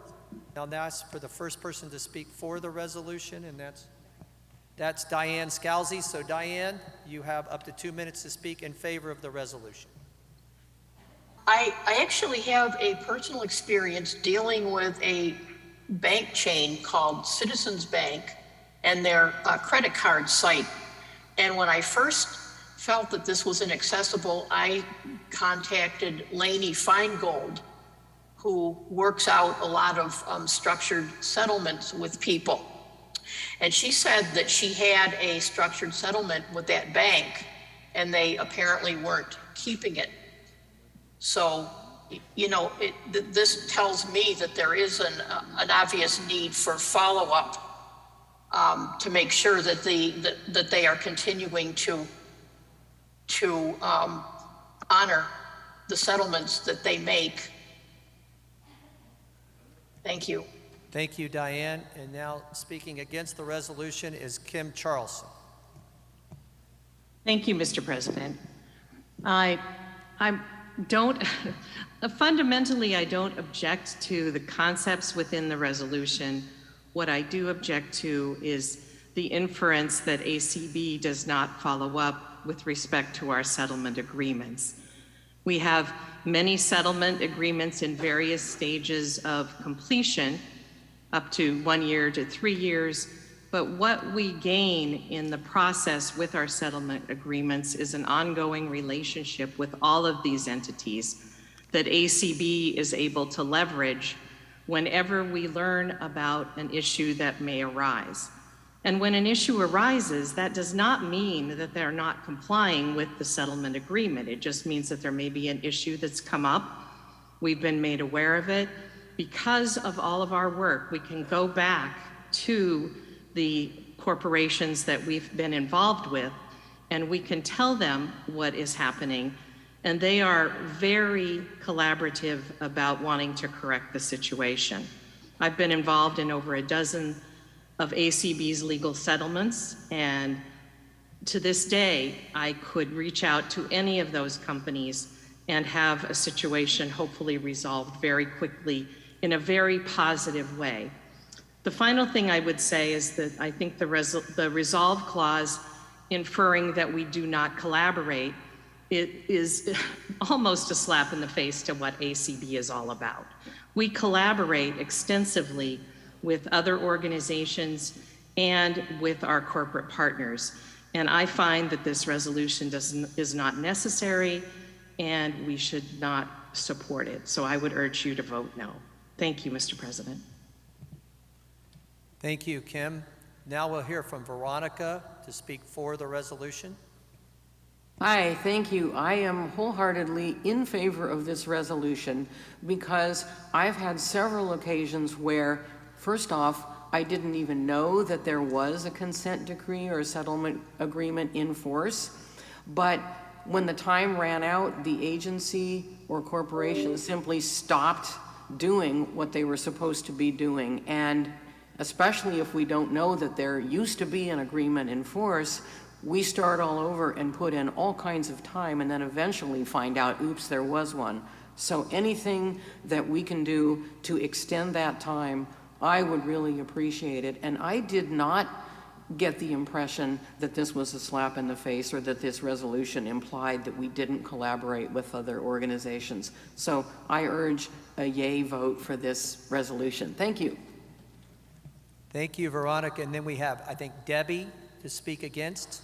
Debbie? Yes, I agree. I think this is my apology. I'm Debbie Watson, and I am from Chicago, Illinois. And I really feel that this is unnecessary. I really do. I think we need to let our members know of all of the settlement agreements but I really think we do collaborate with people if necessary.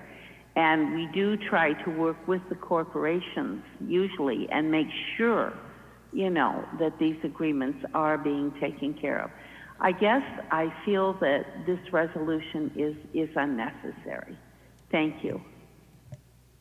Thank you, Debbie. And now we'll hear from Steve to speak in favor of the resolution. Steve, I'm going to ask you to limit your comments, if you can, to 1 minute, because we have 2 minutes remaining in the debate period, and we want to hear from the final debater. So please, Steve, go ahead. Sure, thank you. I speak in favor, but first of all, I want to mention a settlement agreement is an agreement between parties. A consent decree generally has a judge who oversees it or approves the settlement agreement and essentially makes it a court order. So, but either of them can have time limits. And it's all well and good to say that corporations will continue to abide by a settlement agreement or a consent decree. They probably would with a consent decree, but if there's a time limit, then corporations could fall off the wagon and just say, we're not going to do this. It was too onerous. We'll change our views a little bit and do a little bit different than we had agreed to, and so on. And I think we need a continued monitoring. And I also think that the reference to collaborating with others, basically, if somebody else has a settlement agreement that's similar and maybe has a different time period, Steve, then we're going to have to call time. We ought to continue with that. Thank you, Steve. And now for our final debate person, we have Jeanette Kutesh. Jeanette, you have 1 minute. Okay, so my concern about this resolution is simple. Recently, I was in a situation where I was told to go to advocacy because people were screaming that a particular situation was not accessible, and I knew that it was. I think the danger is that people will be pushing for advocacy to renegotiate when there is no need.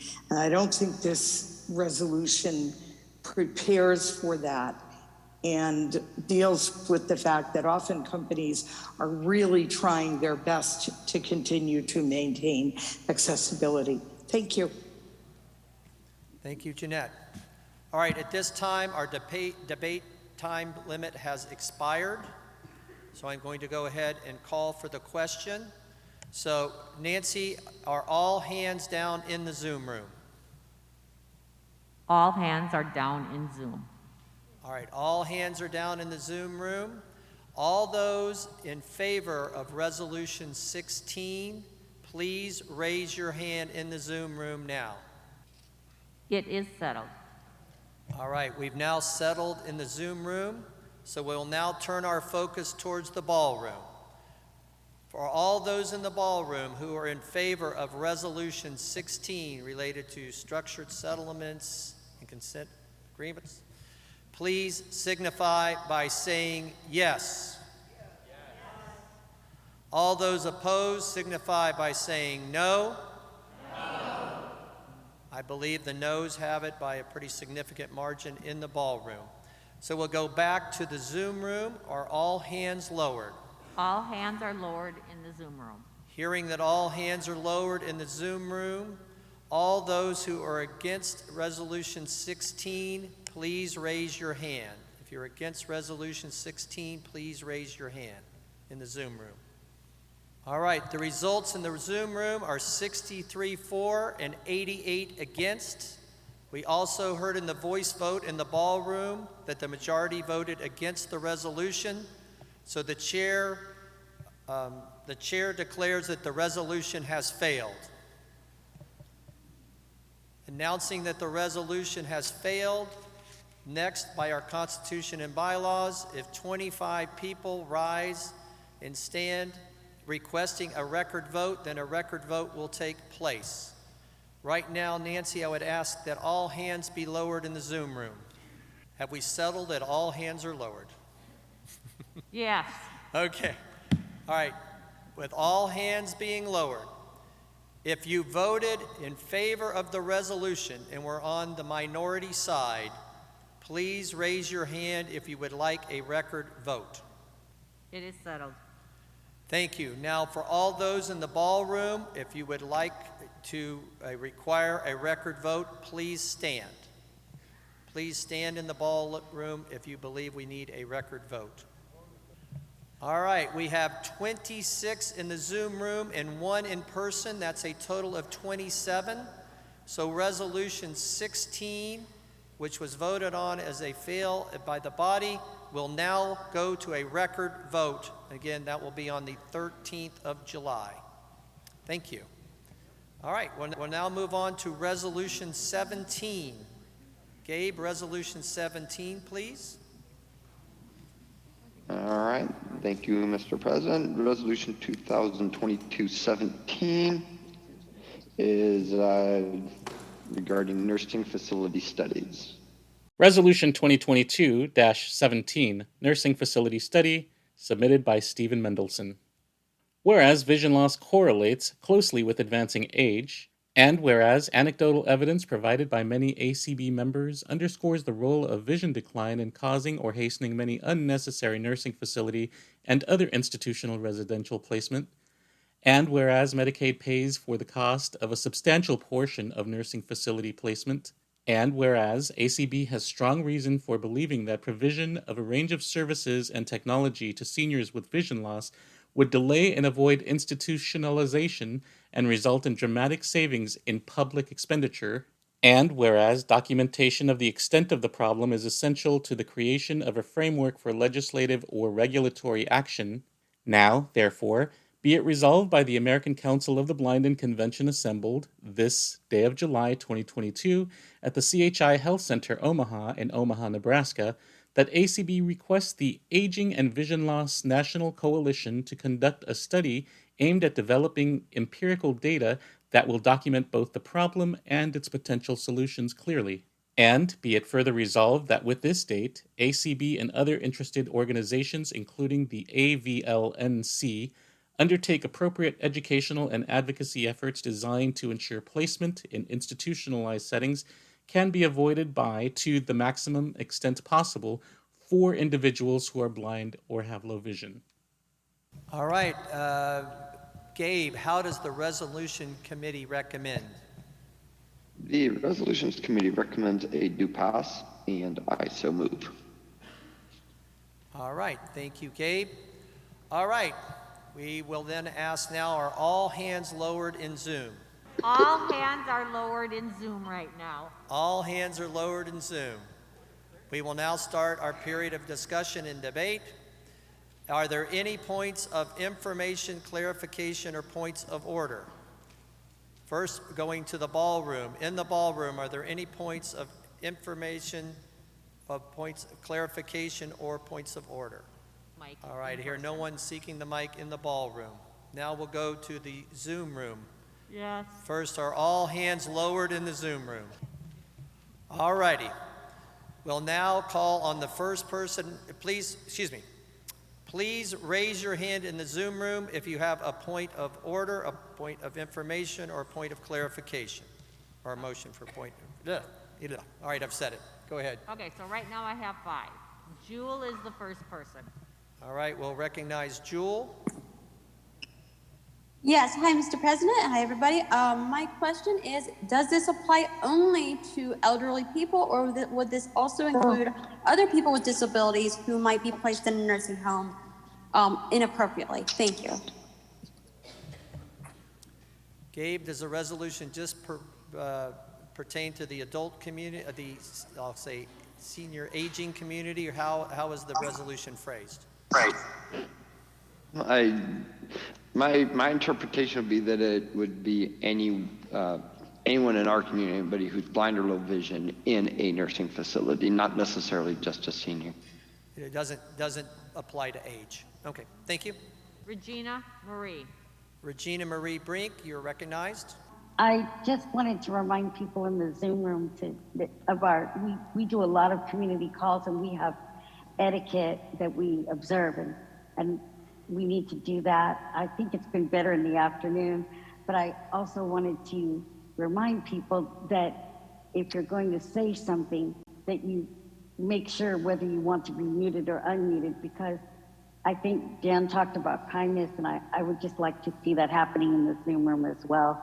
I know it's hard, and I want to thank everybody for putting up with us in the Zoom room. All right, thank you. So let's all try to follow our procedures and guidelines in the Zoom room, a webinar Zoom room. Thank you. All right, next person. Robert Acosta. Robert Acosta, you're recognized. Thank you, Mr. President. This should be an easy one, I hope. What is ABLMC? Thank you. At the end of the resolution. What's the acronym at the end of the resolution? Yes, okay, sir. Gabe. Thank you. I honestly do not recall. Okay. We're asking to Clark can clarify that. I'm going to ask Clark Good, Rackfall. thank you. Yeah, Yes, ABLNC. if you can hear me, this is Clark Rockfall, Director of Advocacy and Governmental Affairs. It is the Aging and Vision Loss National Coalition. Thank you. Thank you, Clark. Good question, Bob. What is our next point of information or clarification? It says Terry and Frank, so I think it's probably Terry Pacheco. Okay, Terry Pacheco? Yes, thank you. My question on information is this only as far as Medicaid is concerned? I'm wondering, as far as someone who might not be on Medicaid, but might be on Medicare or private insurance. Thank you. All right, Gabe, for information, what's the scope of the resolution? Who does it pertain to? As I recall, it was just Medicaid at this point. Medicaid? Medicaid. Okay, it's approaching Medicaid and not Medicare. So just Medicaid. I'm trying to find it and be sure on that. Hold on for me. What's the next point of information or clarification? Linda Faust, you're recognized. I am also concerned with Medicaid because when I get older, I feel like I would be forced to go into a facility I wouldn't want to go into. Okay, so you're wanting a clarification on the Medicaid versus Medicare as well. Okay, thank you, Linda. We'll find that out. Exactly, thank you. Thank you. All right, next point of Judy. Judy, go ahead, Judy. I'm putting Steve on here. In answer to the question, if I may, it's not just Medicaid at all. It's any situation where an unwanted or premature institutional placement would occur that might be averted by the kinds of measures and by the kind of information leading to policy change that we're seeking here. So it's not, certainly includes Medicaid, but it's not only Medicaid by any means. Steve is saying, and Steve, you were the writer of the motion? Yes, I was. Okay, thank you. And so Gabe, Steve is clarifying that it's for all, not specific to Medicaid or Medicare, but all blind and low vision individuals. Yeah, and I was just going to say that I just looked at the resolution or the resolved clauses again and did not see any specifying organization there. And to, if I could back up real quick to Bob's question earlier about AVLNC, that is spelled out in the first resolved clause, that it actually says what AVLNC is, and then we use the acronym in the second, or just the letters in the second resolved. Okay, thank you, Gabe, for that clarification. Nancy, who's the next point of information or clarification in Judy Zoom? did talk, so it's Lori Sharp. Lori Sharp, go ahead, Lori. Okay, Steve concurred with what I was going to say, but I also think we may want to make an amendment to include the word custodial care at some point where it refers to nursing home, because that specifically would apply in Medicaid situations. Well, it sounds like we don't have to make it that specific because we've covered it all, Lori, if I understood the intent of the resolution. Sharon Strzelski. Sharon, go ahead. Hi, I guess I'm not sure I understand how the data could be gathered to prove that somebody was placed in a nursing home who could have been trained to be able to be independent. How do we get at that information? I think it's a great idea, but I just can't conceive of how it would happen. Thank you. All right, so for clarification of the resolution, we're asking to gather the data. Do we have any thoughts of how that would take place? I don't think we got that far. I think that would be part of the, figuring out how to implement the resolution if it passes.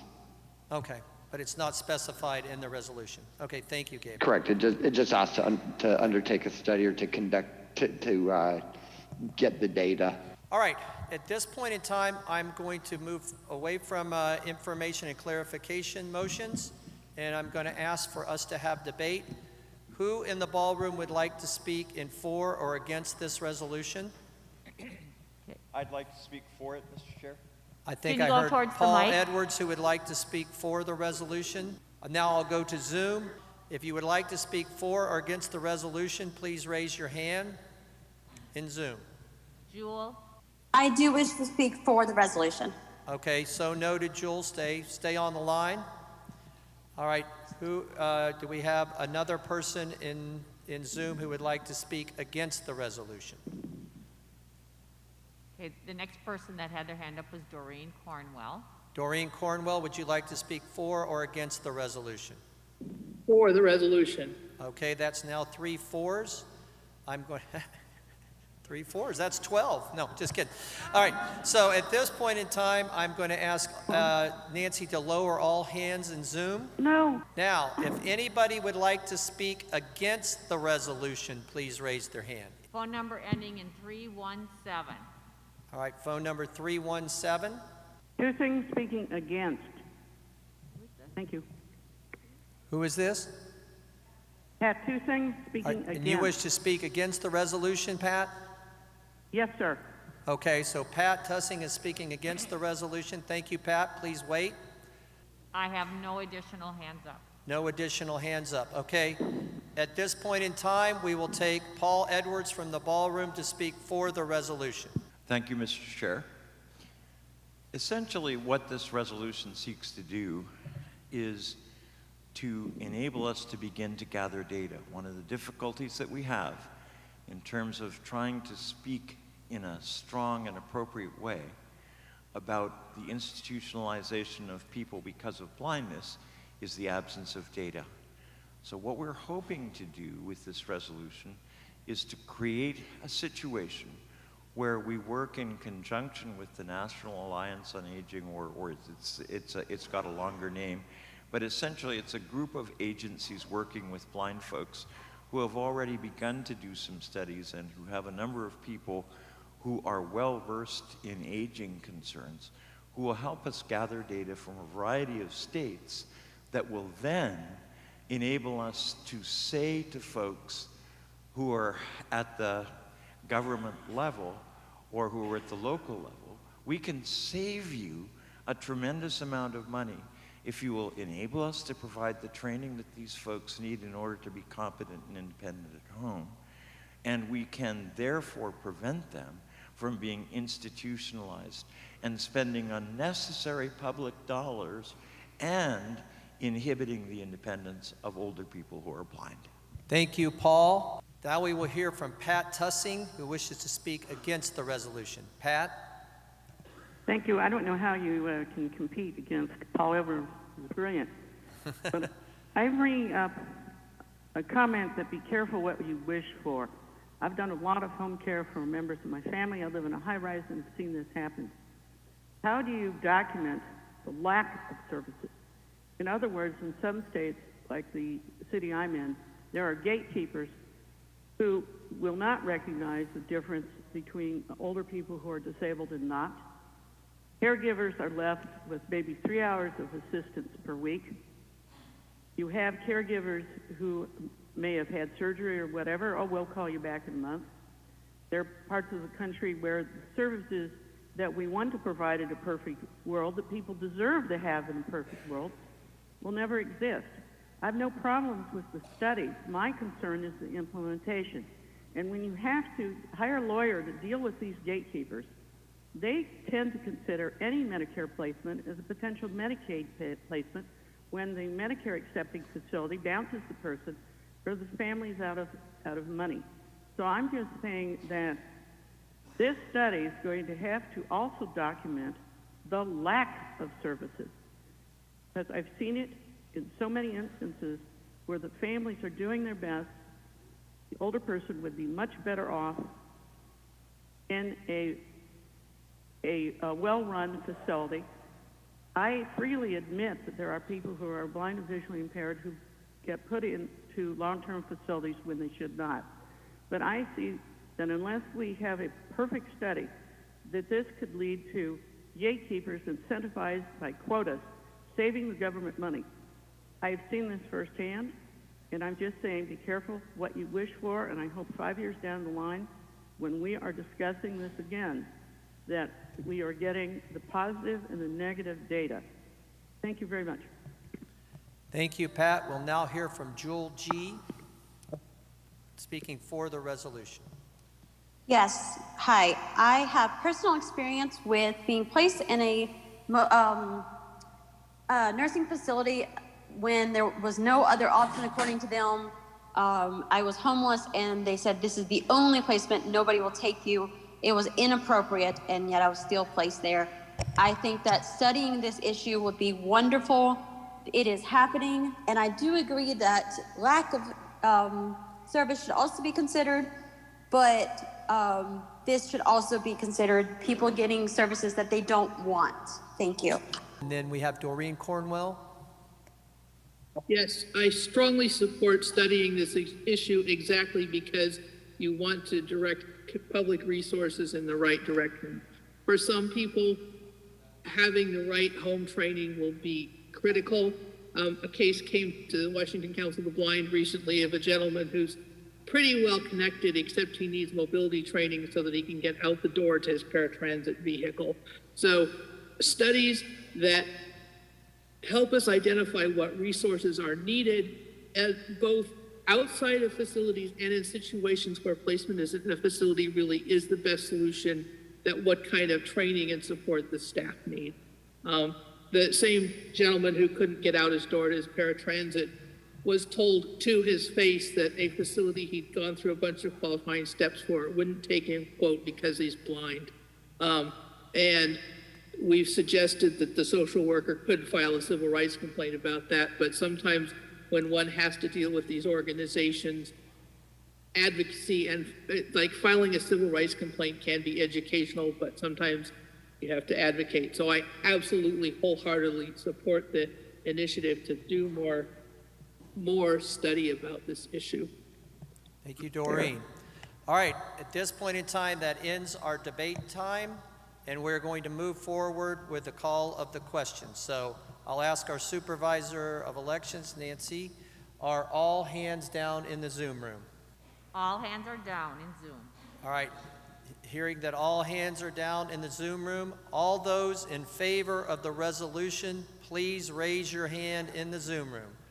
This was resolution 17 related to nursing home facilities. All right, the vote is now settled for the affirmative on the 4 for the resolution 17. We'll now move our focus to the ballroom for resolution 17 related to nursing facilities. All those in favor of the resolution signify by saying aye. Aye. All those opposed signify by saying no. Very much the ayes have it in the ballroom. And now we'll go back to the Zoom room. Nancy, have all hands been lowered in the Zoom room? All hands are lowered. Hearing that all hands are lowered, all those who would like to vote against resolution 17 relating to nursing homes, nursing facilities, please signify by raising your hand. Again, voting against. All right, in the Zoom room, the count was 132 for, 9 against. The voice vote in the ballroom was significantly yeas versus nays. I Declare, thank you for that right word. I declare that the motion has passed. Hearing only 9 in the Zoom room and a small smattering in the ballroom, there is no need for a standing vote, for a record vote, because we did not have 25 people that were in opposition. All right, we're going to try to get one more resolution done before we go through our first reading of the Constitution and bylaw amendments. That is number 18. All right, now we'll hear Resolution 18 from Gabe Griffith, our resolution chair. All right, let's see, and that was number 17, so we're moving on to number 18. Sorry, my computer is jumping around on me here.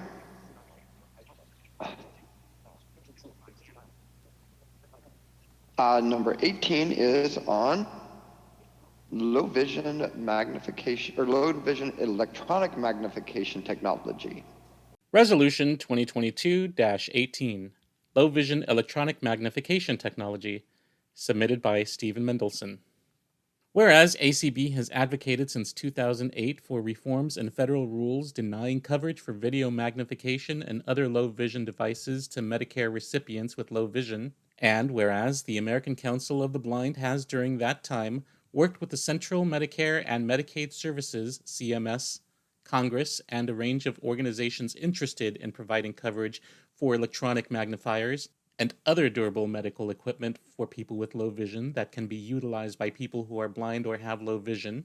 And whereas, despite sporadic bipartisan sponsorship for this initiative, we are really no closer to moving this initiative forward than we were a decade ago. And whereas Medicare Managed Care, MMA programs, are demonstrating some initiatives in devising and implementing support for the provision of some products and services outside the usual scope of other Medicare programs, now therefore be it resolved by the American Council of the Blind in convention assembled this day of July 2022 at the CHI Health Center Omaha in Omaha, Nebraska, that the Advocacy Services Steering Committee develop an approach that will allow outreach to some of these Medicare Managed Care organizations, including Medicare Advantage plans, to determine whether our interest in durable medical equipment for people with low vision and vision services can be forwarded by working with this kind of Medicare hybrid entity, and be it further resolved that at the same time as we are seeking blindness-specific service delivery and equipment provision through these groups, the Advocacy Services Committee of the American Council of the Blind is hereby instructed to explore under what laws, legal remedies, and the unconditional intransigence of CMS and other elements of Medicare who have remained stubbornly unwilling to entertain blindness-specific provisions even as pilot projects can be challenged, and be it further resolved that the Advocacy Services Committee shall provide a report to the ACB Board of Directors no later than the 2023 Leadership Conference describing the specific actions taken and recommendations made. All right. Gabe, what does the Resolutions Committee recommend? The Resolutions Committee recommends a do pass. I so move. And I have been asked to apologize on Guillermo's behalf for a misread when reading out the full name of CMS. All right, thank you. Wanted to get that out before we went any further. Okay. All right, have all hands been lowered in the Zoom room? First, focusing in the ballroom, do we have any points of order, points of information, or clarification? Yes. All right, please seek a microphone. Yes, this is June. I do have a point of clarification. I'm sorry, it was read so quickly. What we're trying to ask for is an advocacy committee to assist with this. I just needed to make sure. Yeah, I believe what it called for was that the Advocacy Steering Committee would take a look at this resolution and help to structure an approach. Thank you. Is that correct, Gabe? Mr. President, it's actually, I think there's a couple of different resolved clauses here that one refers to the Advocacy Steering Committee and one is the Advocacy Services Committee. So it's going to be eventually involving both groups or both entities. Right, and the Advocacy Services Committee, for those that don't know, kind of deals more with legal type approaches, whereas the Advocacy Steering Committee, you know, is a conglomerate. The Advocacy Service Committee chair reports to the Advocacy Steering Committee, which deals with kind of all broader advocacy issues. Thank you for the and clarification. approaches. Yes. I do have Okay, one other first of all, is there anyone else in the ballroom seeking clarification? Yes, there is one Okay. other person. All right. Go ahead. Can I tell? Yes, you can go. The question I have is, if this were to pass, right now I'm with a particular insurance company that allows me to buy things that sighted people can use, like the monitor for your glucose and all that stuff that are non-visual, that are visual. Will that allow us to get those things purchased for us in a medium that we can use them? Thank you for that question. I think this is dealing with low vision aids, but Gabe, do you want to clarify? You are correct, sir. This one is aimed at low vision aids, basically things with like video magnifiers, things that have a lens on them that Medicare and Medicaid does not currently cover. The stuff I think you're talking about is more the durable medical equipment that has been covered in previous resolutions and elsewhere in ACB. Okay, thank you. Any other questions of clarification or information from the ballroom? Hearing none, we'll now move over to Zoom. So are all hands lowered in Zoom, Nancy? No. All right, lower all hands. Just a minute. So in Zoom, when Dan is doing the point of clarification, if you cannot raise your hand in Zoom until he announces it, that would make it go faster. Okay, Dan. All right, now please raise your hand in Zoom if you have a point of information, clarification, or a point of order. Sharon Strzelski. Sharon, you're recognized. Hi, thank you. I'm a little confused about how this differs from the legislative imperative that we had at the mid-year and that we've been pursuing. Thank you. Thank you, Sharon. I'll try to answer that. We have, of course, tried legislatively and many, for what, Clark, maybe three or four congressional sessions since 2014? Since 2013, we have introduced a low vision demonstration bill to ask for Medicare and Medicaid to provide funding in this area. It has never gained enough support to pass the House, much less go to the Senate. So at this point in time, I believe this resolution says, are there alternative approaches, which our advocacy team does look at on a regular basis, related to insurance providers and other legal avenues to maybe get to the same means if we cannot get there through the legislative track. Diane Scalzi. Diane Scalzi. Yes, it does. Thank you. Okay, thank you, Sharon. And now Okay. Diane. Okay, yes, in the second, be it resolved, there's some words that I would like to have maybe a English translation of. First of all, I'm wondering what CMS is and what do we mean by unconscionable intransigence? Gabe?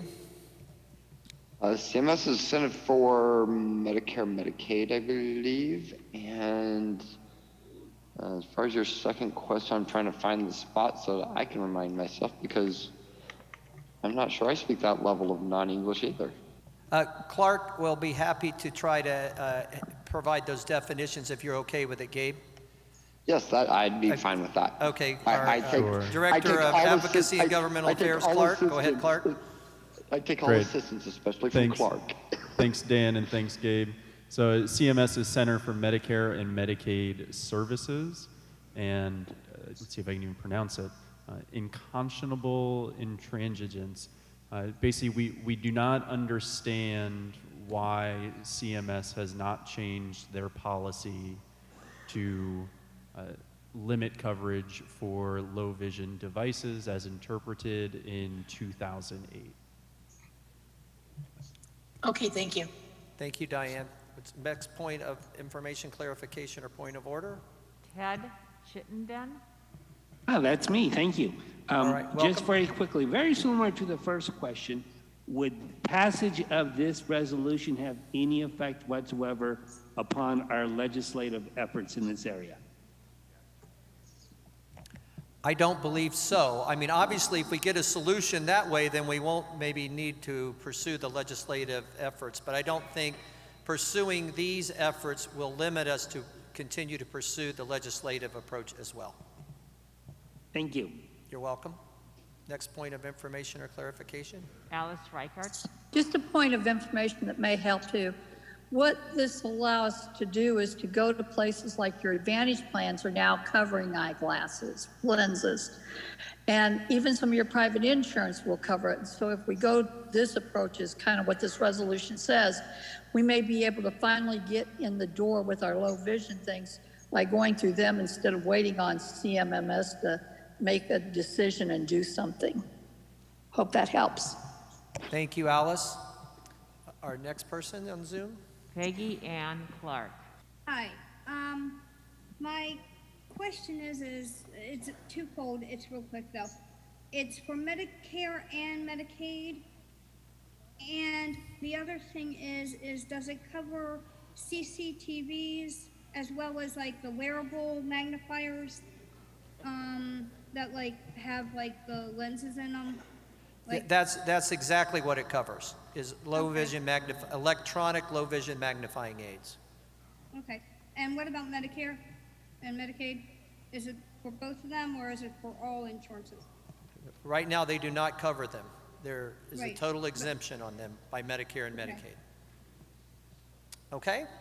Next Okay, point of thank you. information or clarification? Jewel? Is there a reason that this would cover only low vision as opposed to all blindness-related aids? And the reason would not be necessary, but appreciated. Joel, Thank you. whoa. Don't start opining. Yes, this resolution only covers low vision magnification electronic aids. It's not. Yes, my question is there a reason for that, or is it? Because that's the resolution. Okay, all right. Yeah. Thank you. I don't mean to be glib, but that's the focus of it. I apologize. I wasn't trying to put my opinion forth, just I looking apologize. for if there's a reason. Yes, I didn't mean to Yeah. be. Yeah, thank you. It's okay. Thank you, Jill. Okay, last 597. Phone number ending in 597. Yeah, this is Calandra. What my question is, I've been hearing a lot about electronic magnifiers.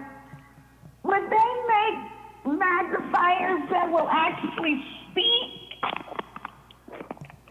Gabe, I'll let you take that. Maybe you heard it better than I did. It was a little crackly for me as well, but I believe you were asking if there's any magnification devices that will actually speak as well. Yes. Hold on. Thank you. Hold on. I think we heard you, magnifiers that speak. And so, Gabe, Yes. if you could clarify that, please.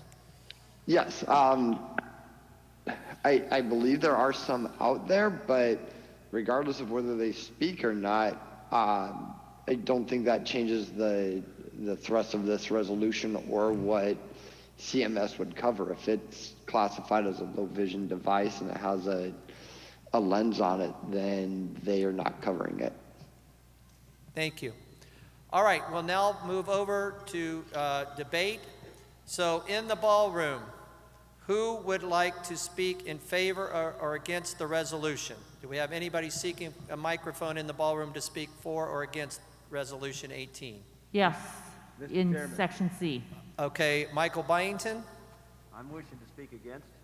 Okay, I said for or against, so you wish to speak against? Yes. Okay, so noted. Do we have anybody in the ballroom that would like to speak for Resolution 18? Paul Edwards would like to speak in favor. This reminds me of old times here. All right, do we have anybody else in the ballroom that would like to speak for or against this resolution? Charlie Glazer in favor. Charlie Glazer in favor. So we have 2 fors and 1 against. Do we have anybody else in the ballroom that would like to speak against the resolution? Anyone else in the ballroom who would like to speak against? I see no one else at the microphone. Okay, now we'll go, are all hands lowered in the Zoom room? Not yet. All right. Okay, Dan. All hands are lowered? Yep. All right, do we have anyone in the Zoom room that would like to speak against the resolution? Against the resolution? No hands wish to speak against? Okay, in that case, we have 2 fors and 1 against. So I'm going to begin debate. First, we will hear from Paul Edwards speaking for the resolution. Thank you, Mr. President. Really, 2 points to make, and it shouldn't take me more than 45 seconds. The first point is to say that this resolution is seeking to use some of the new hybrid Medicare plans to see if we can get them to provide some of the medical services that Medicare itself won't provide. And these plans have a little bit more latitude than some other places do. But the second thing we're trying to do with this resolution is to essentially say to CMS, you guys have essentially ignored us for long enough, and we're not prepared to wait any longer and try a gentle legislative approach that asks for a pilot project and says, please, sir, may I have some more? Instead, we're going to seek to find some remedies that will seriously deal with the question of whether it's appropriate for blind people to be denied medical equipment that virtually every other disability group has access to. Thank you, Paul. And now we'll hear from Michael Byington to speak against the resolution. Thank you very much, Mr. President. First of all, as a low vision person who uses this technology and who has spent many, many dollars on it over the years and has represented people who were appealing Medicare and Medicaid denials in administrative law judge situations, I am avidly for the coverage of low vision aids electronic as described in the resolution under Medicare and Medicaid. My reason for being opposed to this particular approach and resolution is that there is a certain hierarchy which is absolutely solid and isn't going to change. When I was appealing decisions for clients on this issue, I won some of them because the definitions of DME provided by CMS clearly should cover the low vision aids. However, what CMS did was that then promulgated a regulation that says even if it says something that makes it seem like we ought to be covering these devices, we will not do it.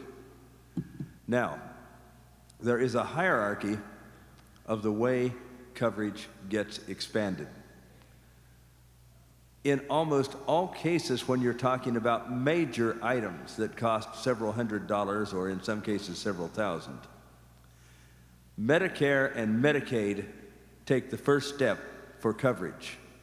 And then some of the private insurance plans and so on begin to slowly creep forward in addition. I think that we need to continue to be laser focused on getting legislation passed to say to CMS, you scum, you should not have defined us out of the regulations, and we want this changed. And my fear is that if we start negotiating with private insurance companies and asking our staff to work in that area as well, we're going to take efforts away from really pushing that legislation for Medicare and Medicaid coverage, which is in fact what we need to start the ball rolling. Thank you. Thank you, Michael. Now we'll hear from Charlie Glazer. Charlie? Thank you. I'm going to paraphrase to some degree what Paul and both Alice said.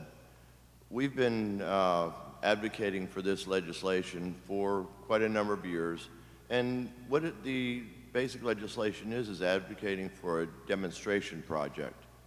And the most important factor is that there's a dollar amount attached to that, and I believe it was $5 million.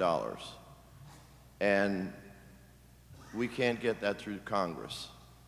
I think what we need to do is continue our efforts through legislation, but if we also make an effort toward the private insurance companies, their lobbying effects may help us in getting our legislation passed. Whether they choose to honor us or not, if they will inadvertently help us with Congress, I think it would be beneficial. That's all. Thank you, Charlie. Just a minor point of clarification. The bill called for $2.5 million a year for 5 years for a total of $12.5 million. But thank you. What's a few million in rounding with the federal government? Yes. Yeah. Thank you. All right. At this point in time, our debate period is ended, and we will now move forward with the calling of the question. So this is Resolution 18 related to low vision devices. All right, Nancy, are all hands lowered in the Zoom room? Yes, they are. All right, all hands being lowered. All those in favor of Resolution 18 related to expanded approaches for low vision electronic devices signify by raising your hand in the Zoom room. At this point in time, we'll turn our focus towards the ballroom. Again, this is Resolution 18 related to low vision medical electronic device expansion approach. So, paraphrasing, I apologize, but trying to get to the essence of the resolution. So at this point in time, all those in favor of Resolution 18 signify by saying aye. Aye. All those opposed signify by saying no. All right, the ayes overwhelmingly have it in the ballroom. Now we'll go back to Nancy. Are all hands lowered in Zoom, Nancy? All hands are lowered. Hearing that all hands are lowered in Zoom, all those who wish to vote against Resolution 18, please raise your hands. All right, the results of the Zoom room were 128 for and 14 against. In the ballroom, the overwhelming response, almost everyone, was yay or yes. So the chair declares that the resolution has passed. Hearing only 14 in the Zoom room that voted against and only 2 or 3 in the ballroom, there is no need for a standing, a rule for a standing vote on whether we have a record vote or not. So having heard that, Resolution 18 is now adopted. All right, at this point in time, we have a silver lining here, folks. At this point in time, we have no resolutions that have been amended and required a record vote to vote on the amendment. That's what we were going to vote on the 11th, the evening of the 11th. We're going to do 2 things on July 11th. We were going to do a vote on any amendments to resolutions, and we were going to discuss any amendments and debate on our 3 Constitution and 1 bylaw amendments that have been proposed. So right now, I believe the approach for us is we will hear the standing rules read for the first time, then we will reconvene at 11 Central on the 11th, where we will continue to debate our final 7 resolutions. There will be no need for a for a vote now, individual vote or a roll call vote on the 11th. If in our final 7 resolutions we end up with a need for a vote on an amendment to a resolution, We will do that vote on the 12th, where we also have a placeholder for any amendments to the presented amendments to the Constitution and resolutions. If we have no amendments that require a record vote, once we get through the 11th, then the final vote on both the resolutions and the Constitution and bylaw amendments will be on the 13th. So I think we still have plenty of time to get this done. So at this point in time, we will hear the reading of the first reading of the proposed amendments to the Constitution and bylaws. I'll now turn it over to John McCann, our Constitution and bylaws chair. Report of the ACB Constitution and Bylaws Committee, July 4, 2022. The Constitution and Bylaws Committee is pleased to submit the following proposed amendments to ACB's Constitution and Bylaws to the membership and recommends a due pass on all amendments set forth herein. Respectfully submitted, John A. McCann, Chair, ACB Constitution and Bylaws Committee. 2022-01, Proposed Amendment to ACB Constitution, Article Roman numeral 6, Paragraph C, to expressly specify that written electronic communications are acceptable when ACB board members request that a meeting of the board's executive committee be held. Article Roman numeral 6, Powers and Duties of the Conference and Convention, the officers, the board of directors, and committees. Current language. C.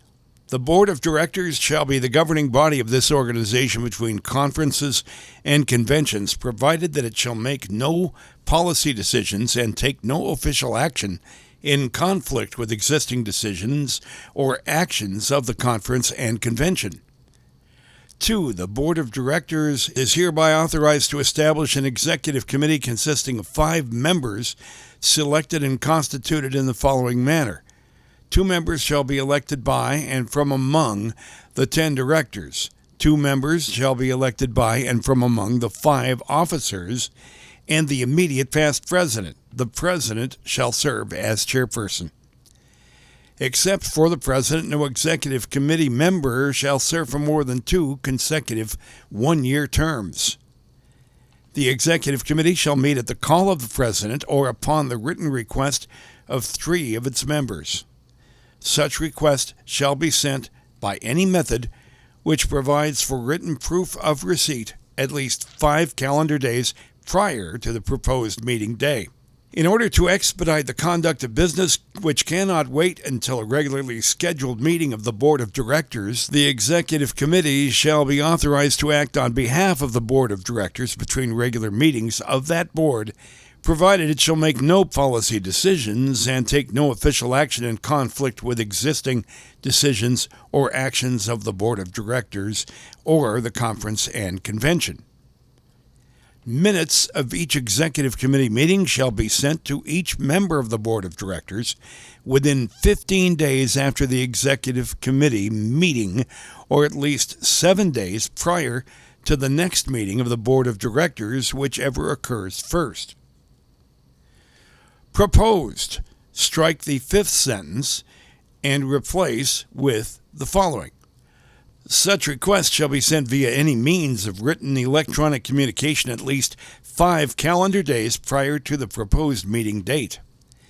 If adopted, Article 6, Paragraph C would then read, The Board of Directors shall be the governing body of this organization between conferences and conventions, provided that it shall make no policy decisions and take no official action in conflict with existing decisions or actions of the conference and convention.